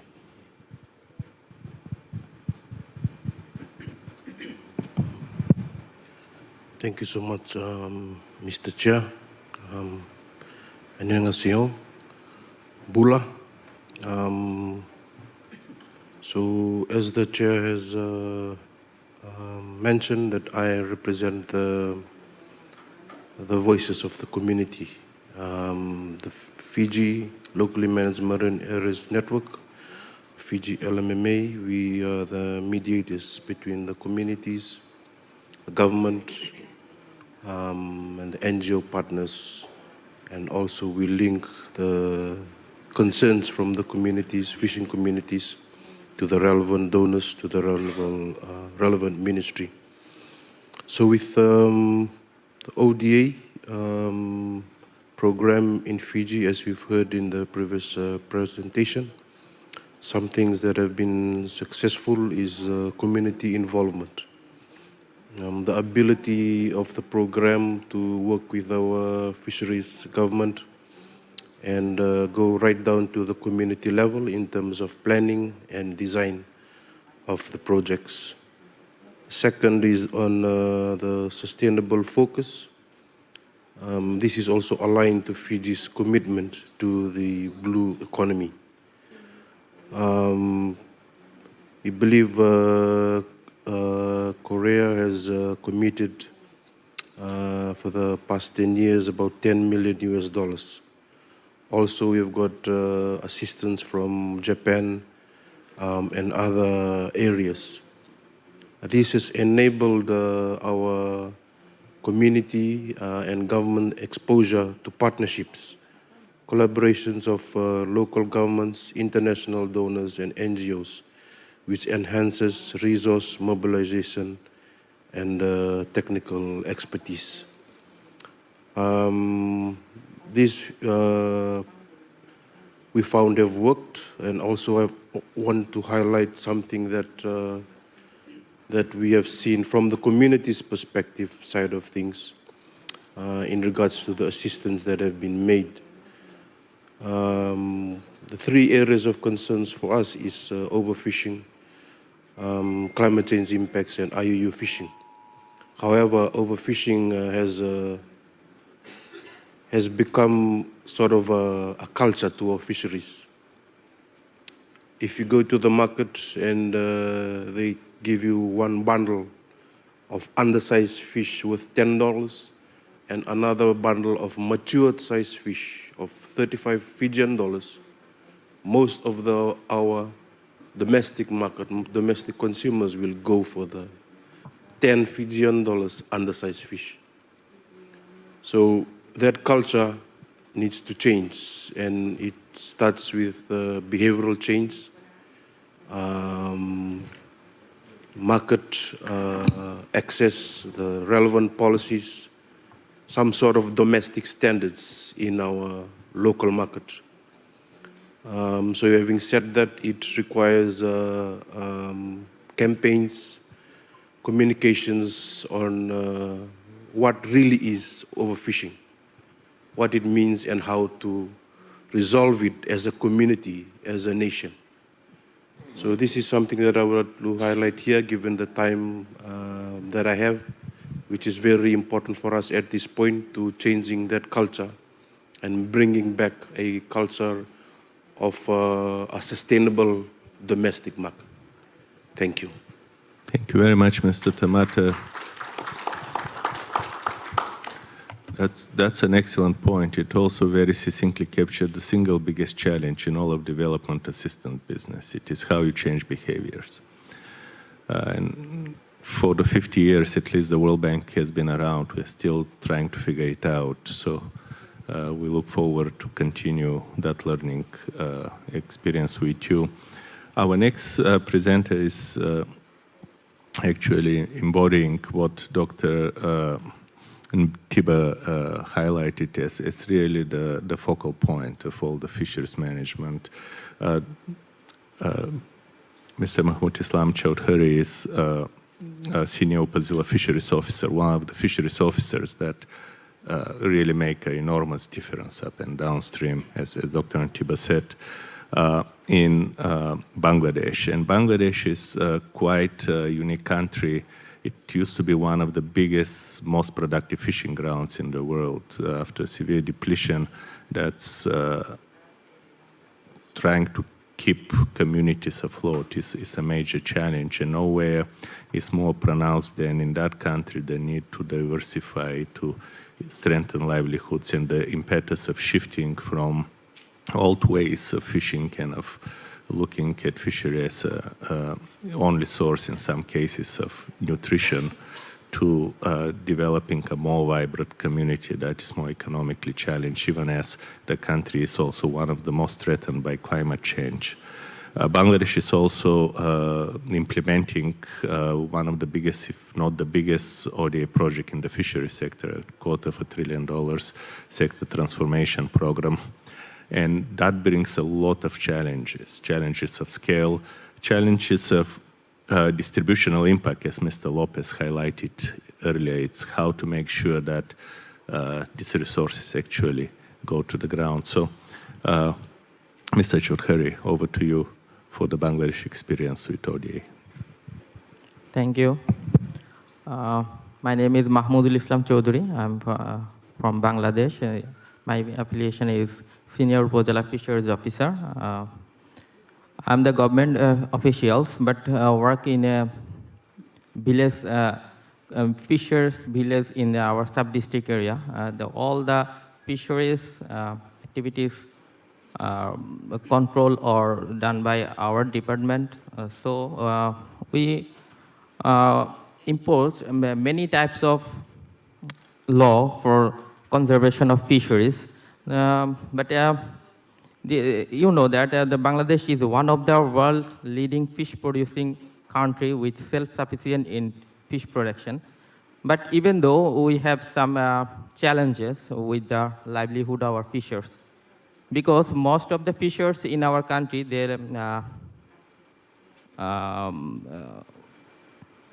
live in the bank side of our coastal area, so that they are very poor, and they have a tendency to, when they are the children is the age of 13 to 14, they will eagerly going to the sea or ocean for fishing. So that the overfishing is the common problem and crucial problem in our country. So there is many fishers in our country. Yesterday I saw that in Korea, the fishers community is declining day by day.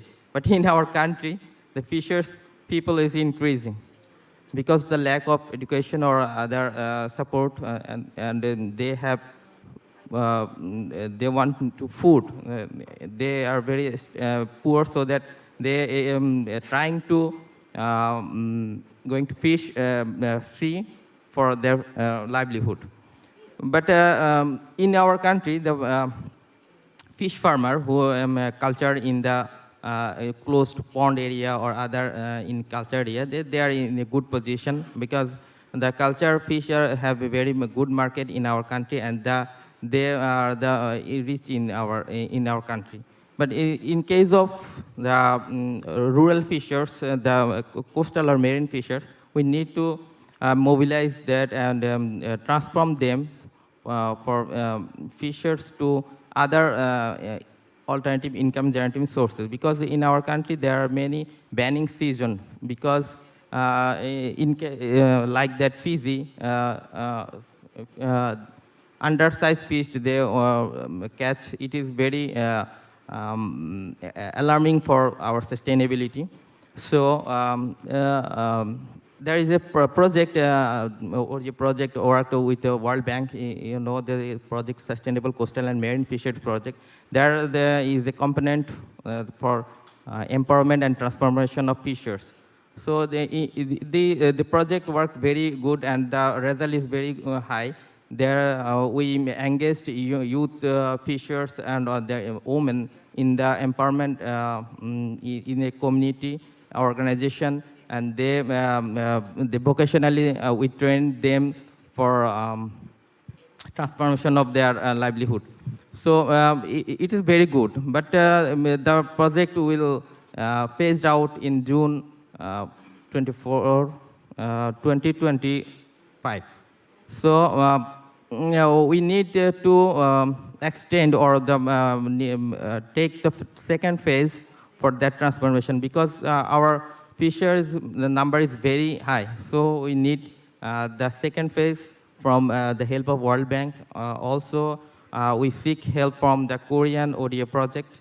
If you help because the conference theme is one ocean, one community. If any community of the world is in fishing communities were in problem or there isn't, it is the very good, very problem for our all the world. So I think if you give the attention in the all over the country, the who seek help in case of fisheries sector, then it will be the most example of, it is a good example for solidarity and cooperation. Thank you. Thank you, Mr. Choudhury. Deputy Director Kim, you heard from a lot of the panelists the importance of moving beyond just infrastructure or training, but really affecting the soul of the community. Your presentation was extremely powerful. In fact, Korea has, in all our client countries, Korea invariably comes as the one partner that they're all seeking to learn from, for the reason you mentioned. Most of our partners remember when Korea was like them, and they want to learn. How do you transfer in an ODA project the spirit of community cohesion and community empowerment that has been discussed, including given some of the limitations that ODA had? I mean, Mr. Choudhury highlighted most of the ODA is 4 to 5 years, some even shorter than then. So what is the thinking of the government of Korea moving ahead to really fill this critical gap that most of the large-scale multilateral donors cannot, which is making the community whole again?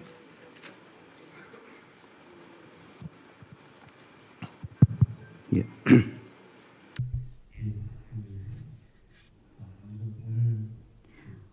Yes, first of all, I would like to thank all the panelists for their insightful remarks.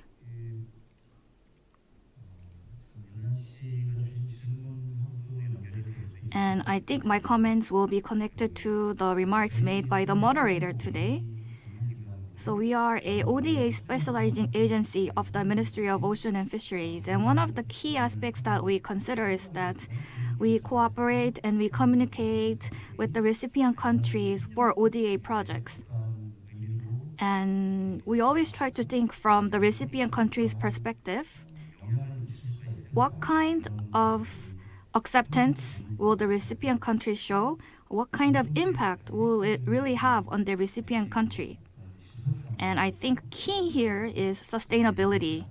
Like the moderator mentioned, Korea's ODA program, and I think it's the same for other countries as well, at maximum it's around 4 to 5 years with limited financial resources. So can it really have significant or tangible impact? So we try to overcome those limitations and challenges by linking several projects and programs together, so we can bundle different programs to achieve economies of scale so that it can have a very strong facilitating impact. 목표로 좀 추진이 되고 있는. So I think that is our ultimate goal. And I would like to add to that, I think it was mentioned by the panelists today, especially from Mr. Lopez of Honduras. So even without government support, the fishing community had made tremendous efforts to maintain their business. And so I have very high respect for that. At the same time, when we conduct ODA projects with other countries, we have know-how transfer, capacity building. I think we also need to think about how to continue those projects or how to continue the impact after the ODA project is over. So sustainability post the ODA project needs to be considered. And if we can do that, I think the impact can be more concrete for a longer period. So that's a challenge, but I think that's something that we need to do during the 4 to 5 years of the project. What's going to happen to these programs after the project? How can we sustain the impact? And I think that needs to come from both the community, government, and ODA country together. And also, I'd like to highlight communication and engagement of the community. I think that was all emphasized by the panelists today. And if you focus on sustainability, I think that communication becomes an essential component. For example, during my presentation, I talked about the fisherwoman program that we have in Ghana. So there's a fish market. Right next to that, there is a processing and drying facility. And they used to do those process in the traditional way. They were smoking the fish. And in the past, they received support from various international organizations and countries. They were told that there are more better process or more hygiene processes. And they were provided with equipment to that end. However, they still preferred the traditional way. So the new equipment that was provided were never used. And so then I think, who was all this support for? So again, communication, consultations between the communities and the ODA partners need to happen. And we need to ensure that when we give technology, when we give equipment, it needs to be really blended in with the community's needs. And to find those possibilities, we need to continuously communicate. Very much, Director Han.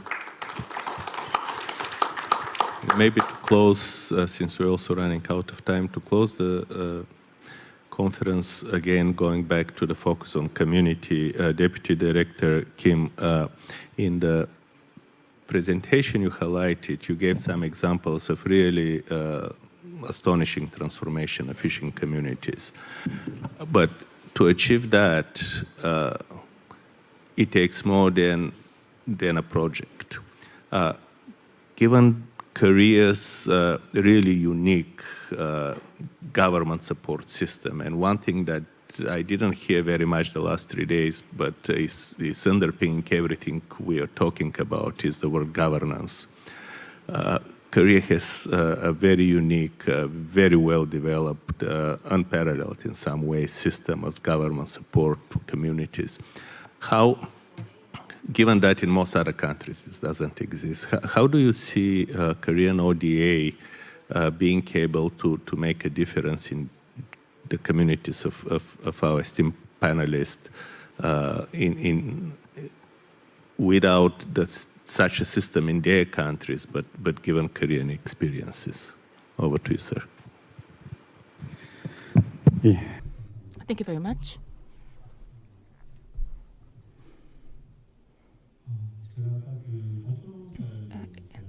As I mentioned in my presentation,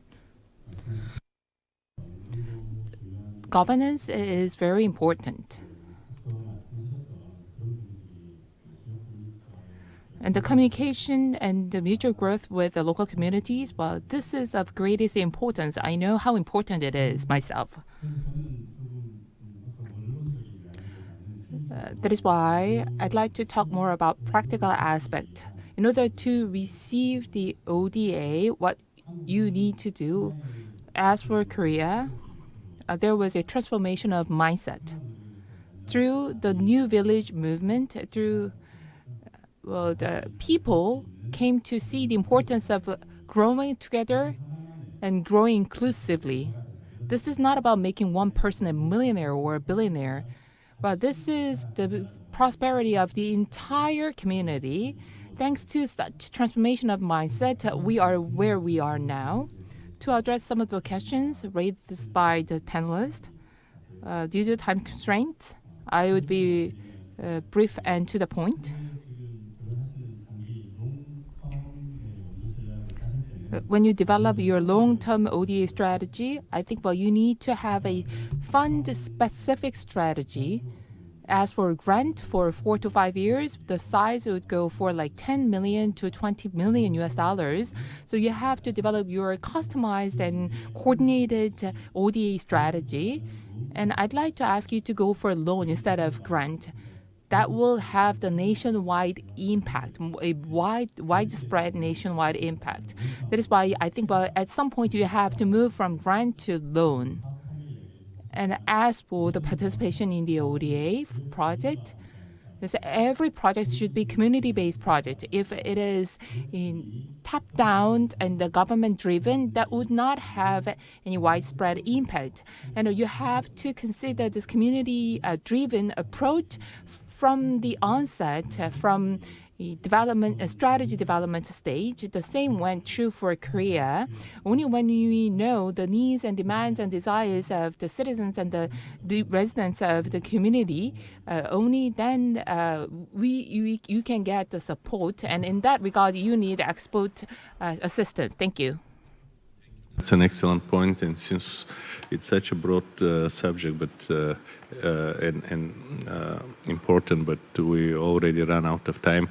Maybe if we allow a brief, some questions from the audience, please. We have, and please introduce yourself and indicate to which of the panelists and panel members you are addressing the question. Buenos días con todos. Mi nombre es Alison Cabrera, ingeniera pesquera de Perú. Agradezco mucho la invitación para poder participar en este evento. He escuchado muy... 네, 안녕하세요. 저는 Good morning. I'm from Peru and my name is Gabriela. Durante las sesiones y en especial que es de cooperación internacional. 이번 세션을 통해서 Through this session, I was able to gain more insight about cooperation and solidarity. Y bueno, he encontrado un común denominador para garantizar el éxito de estos proyectos y que sean sostenibles en el tiempo. 네, 그래서 저희 ODA 사업 Regarding the ODA projects, I found some commonalities in terms of ensuring that a ODA project is successful. Y acuicultores. 네, 그래서 양식업뿐만 아니라 Not only aqua farm, but for all of the industry members of the fishery sector, I believe that it was highlighted that we need training. Agricultor realiza sus faenas con un conocimiento empírico. 기본적으로 저희 For aquaculture and fishing industry, overall, I think there is a lack of information sharing, and so this is very important aspect. Y permitirles que una vez culminados estos proyectos, ellos puedan continuar, ¿no? Continuarlos en el tiempo, que sea sostenible en el tiempo. 네, 이러한 ODA 프로그램을 통해서 Through these ODA projects, after receiving the training, I believe that we will be able to continue on the information sharing process. So in terms of sustainability, I think training is important too. Tenemos un programa de fortalecimiento técnico dirigido a pescadores y acuicultores. 네, 페루의 경험. I want to share the experience of Peru. For fishers, we have been conducting programs of capacity building.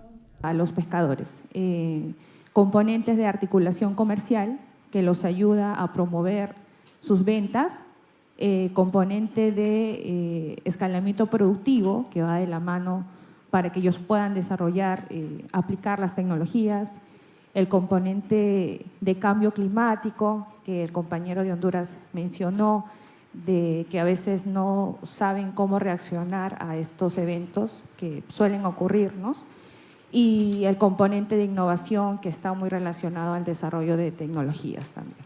네, 그래서 저희 강화 So as part of the capacity building program, ways to increase sales, how to enhance productivity, how to respond to climate change were the main topics that were taught. ¿Qué estrategias han implementado para que puedan tener ese despegue y que las comunidades pesqueras logren desarrollarse y nosotros podamos aplicarlos, ¿no? en nuestro país? Gracias. 네, 그래서 어떠한 전략을 통해서 So developing strategies to ensure that fishing communities can strengthen their technical basis and receive the information and knowledge sharing, I think it will be very helpful. Thank you. Thank you very much for that insightful. I think it goes together with the panelists' focus on the need to build capacity and to train and to move that beyond one-off exercises. And Korea is one of the leaders in this space, so hopefully, as some of the panelists highlighted, there could be specific outcomes of Korea sharing even more proactively its experience. Maybe because we really ran out of time, one last question. Or if not, we can... Oh, sorry, sir. Sí, buenos días una vez más. Me llamo Mariano Nguema Asango, ¿no? De la delegación de Ecuatorial Guinea. Sí, hemos tenido un poco dificultad sobre la comprensión del seminario por falta de traductores.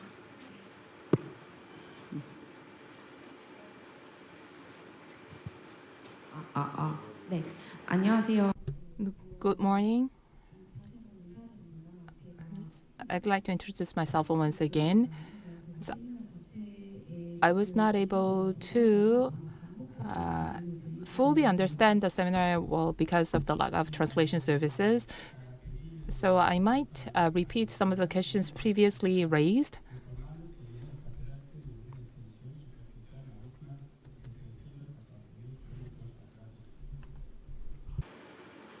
Perdón, ¿me puedes repetir? Sí, decirles que el país posee una extensión superficial del mar de 314.000 kilómetros cuadrados.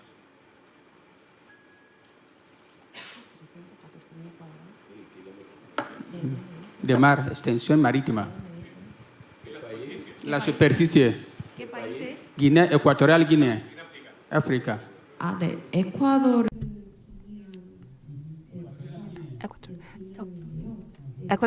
I'm from Equatorial Guinea.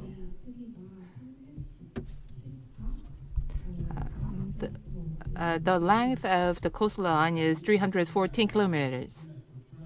Favorable para que se pueda implementar la acuicultura a nivel de la pesca continental. 네, 저희는 I think we have the optimal condition for aquaculture. Ya sea a Banco Mundial, que Corea, a ver si nos pueden ayudar en el sector de la pesca, sobre todo en el aspecto de la transformación, conservación y producción. 네, 그래서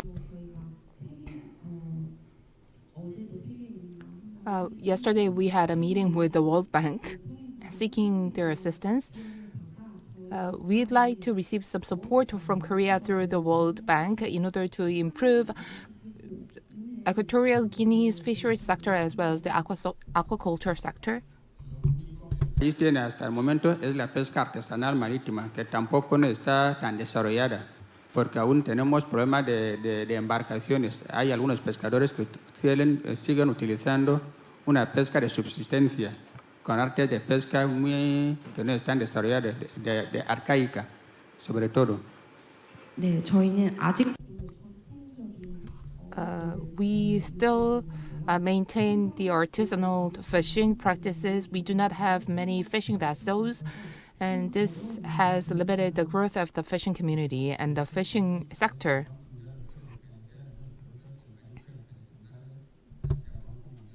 Que Corea, a nivel de la pesca continental, sobre todo la acuicultura que todavía no se ha implementado en el país. 네, 그래서 저희가 We have such great natural environment, which would be perfect for agriculture industry. So in order to grow this industry, we'd like to get some support from outside.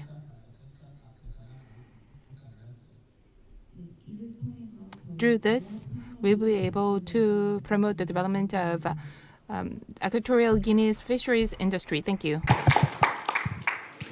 Thank you very much. And again, heartfelt thank you to our presenters and esteemed panelists, I think, for the great insights that they shared.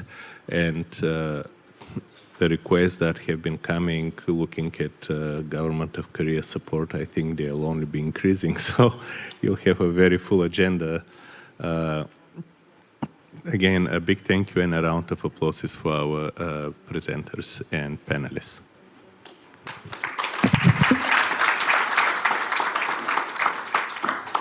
Thank you so much. 지금 질문하시는 분들이 Yes, there are some questions from the floor, but we have a closing ceremony right after this session. So if you have additional questions, you can send that to the ICFC email. We will have a group photo, and then after the closing ceremony, we will invite everyone on the floor to the stage for a entire group photo. So please be with us till the end. And for the next, so please wait for a moment at the back of the stage.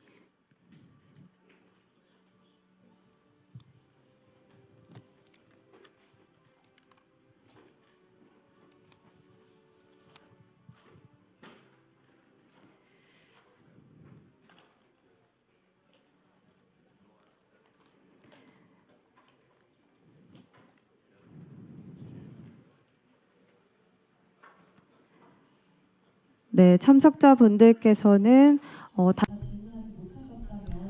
If you have additional questions, please send that to the ICFC Secretariat via email. Please do not hesitate to do so. 네, 저희 준비가 다 되는 대로 기념사진. Once the stage is ready, we will take the group photo.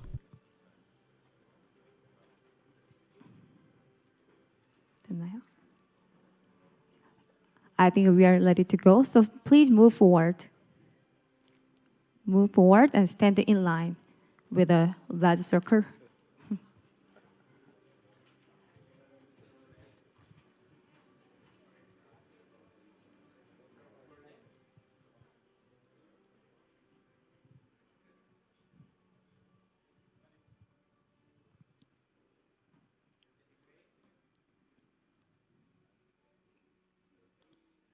Please make a big smile. Thank you. Please move back to your seat and take your receiver. Thank you. 네, 여러분 박수 한번 부탁드립니다. Please give a big round of applause.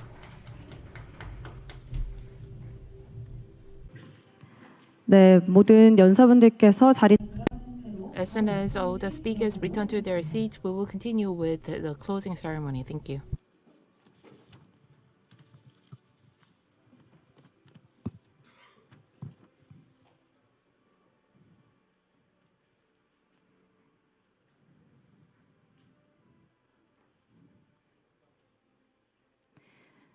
네, 그럼 지금부터 2024 Then let us begin the closing ceremony.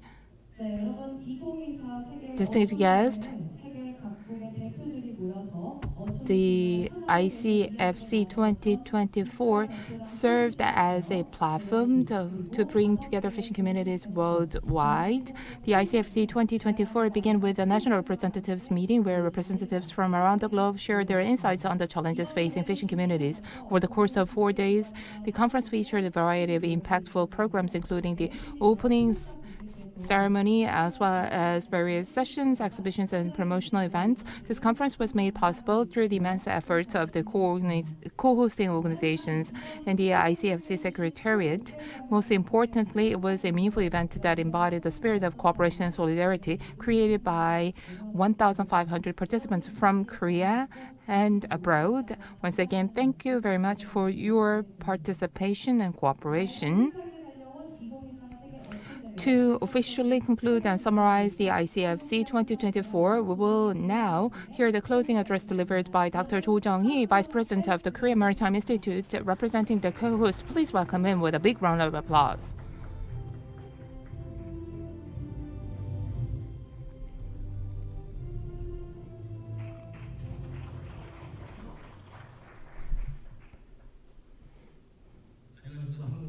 Distinguished guests, good morning. I'm Jo Jung-hee, Vice President of the Korean Maritime Institute. The President, Kim Jong-duk, has another matter to attend to. That is why I'm here today on behalf of him. From the National Representatives meeting on November 24th to the official sessions that concluded just moments ago, we have come to the end of an intense 4-day conference. On behalf of the organizers, I extend my heartfelt gratitude to all of you who have joined us until the very last day of the International Conference on Fishing Communities 2024. This year's conference held under the theme of One Ocean, One Fishing Community, Challenges for Fishing Communities in an Era of Career Transformation, provided a meaningful opportunity for us to collectively address the shared challenges facing fishing communities worldwide and to chart a sustainable path forward. Over the past 4 days, the 5 sessions explored diverse pressing topics, including fisher women, fishing community business, smart fishing communities, climate change response, and cooperation solidarity. In these sessions, we discussed bold and actionable strategies to tackle the issues confronting fishing communities. The solidarity and collaboration demonstrated by government officials, related organizations, and fishing community leaders from various nations were particularly inspiring, showcasing the potential and hope for a unified ocean community. As the second conference since its inception, this event brought together over 1,000 participants, including experts and representatives from international organizations such as FAO and UNESCOP, stakeholders from 34 countries and 60 related organizations, and domestic fisheries representatives and associations. The passionate participation of all involved has laid the foundation for a valuable resource that will drive the sustainable development of fishing communities in the years to come. I firmly believe that the ICFC will soon establish itself as a platform for global unity and solidarity among fishing communities as a local platform. I hope this conference will travel around the world, sharing the wisdom and experiences of each nation and strengthening the vision of a one ocean community. Once again, I express my deepest gratitude and respect to all who have contributed to the success of the International Conference on Fishing Communities 2024. It's snowing outside. I wish you a safe journey home and look forward to greater progress and collaboration in the coming year. Thank you. The closing address highlighted the outcomes of the past 4 days and outlined the vision for future ICFC has just concluded. Thank you very much. Let us work together. And we have created a highlight video showcasing the key moments from the past 4 days with what we are going to do together down the road in mind. Let's take a look.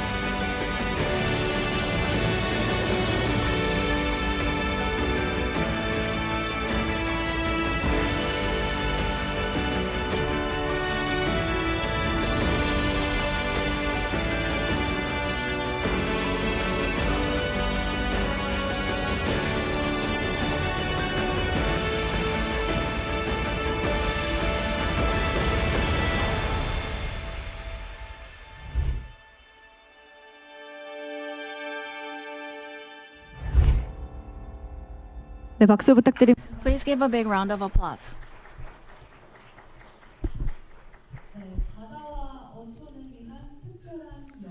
A special voyage for the sea and for fishing communities. Watching the videos, I felt that even though we come from different countries and we speak different languages, we are all working together for one ocean and one fishing community. And when people buy products, when consumer buy products, the consumers know the quality of the product immediately. I think the actual members of the fishing industry will be the ones that really feel all of the fruit that has been generated by this conference. And I hope that this will contribute to the sustainable development of fishing communities.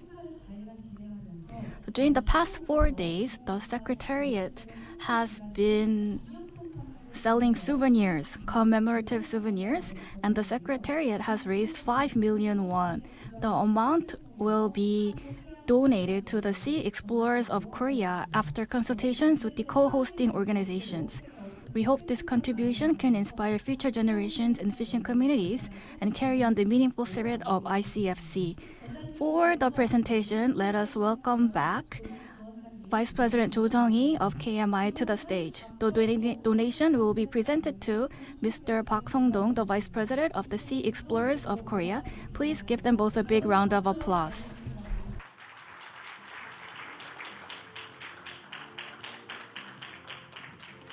네, 저희 기부금 보드 전달해 드리.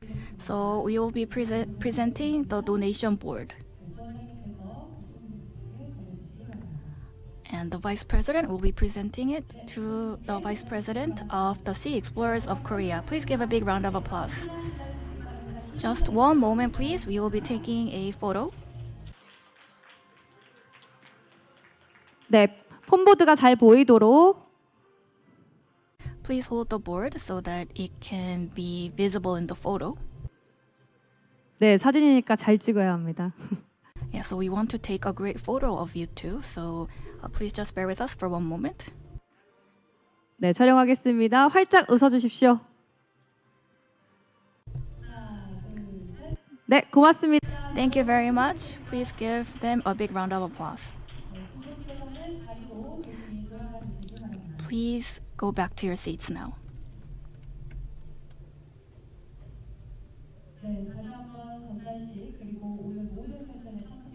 I would like to thank all of you for staying here till the very end. Now I would like to invite everyone here, including those on the floor, for a commemorative group photo. Please all come to the stage. Please follow the instructions of our staff and mind the steps. 네. Please move forward to the stage. We have a group photo session from now on. 네.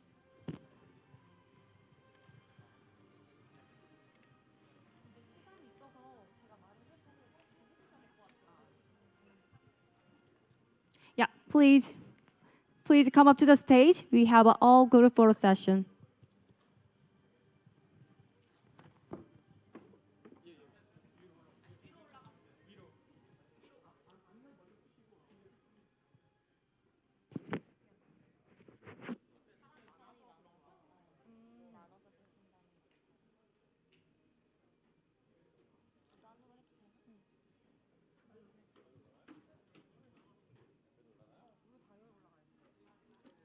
저요? 저는 왜냐면 진행을 해야 돼가지고요. 이거 사진하고 영상으로도 5초만 좀 해달라고 좀 말씀해 주실 수 있어요? 영상 5초가 뭐예요? 그 기념 사진 찍는 모습 남은 영상인데 영상으로도 하나 담겠습니다. 뭐 이런 식으로 멘트 하나 해주실 수 있어요? 아, 사진 촬영이 끝나고요? 아, 네, 알겠습니다. 네.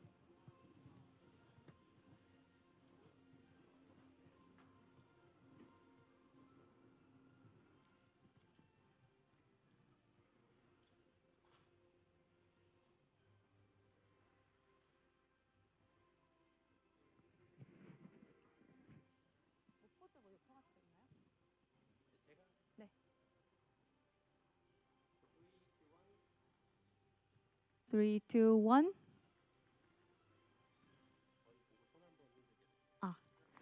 Please say hello.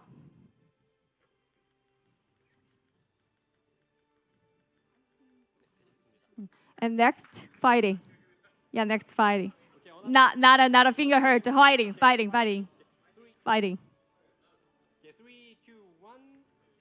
Fighting. That's great.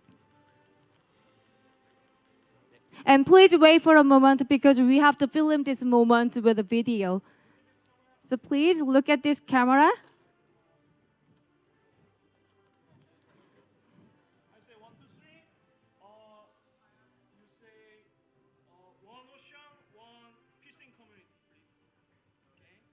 Okay, he say 3, 2, 1, and we say 1 ocean, 1 fishing community.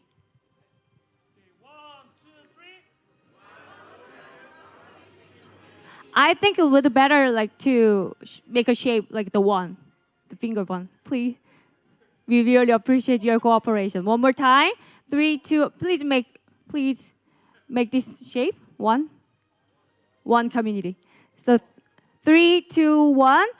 1 ocean, 1 fishing community. And make a smile. Thank you very much. Thank you. 네, 이것으로 여러분 세계 어촌 대회. This will conclude the official program of the ICFC 2024. I wish you safe trip back home.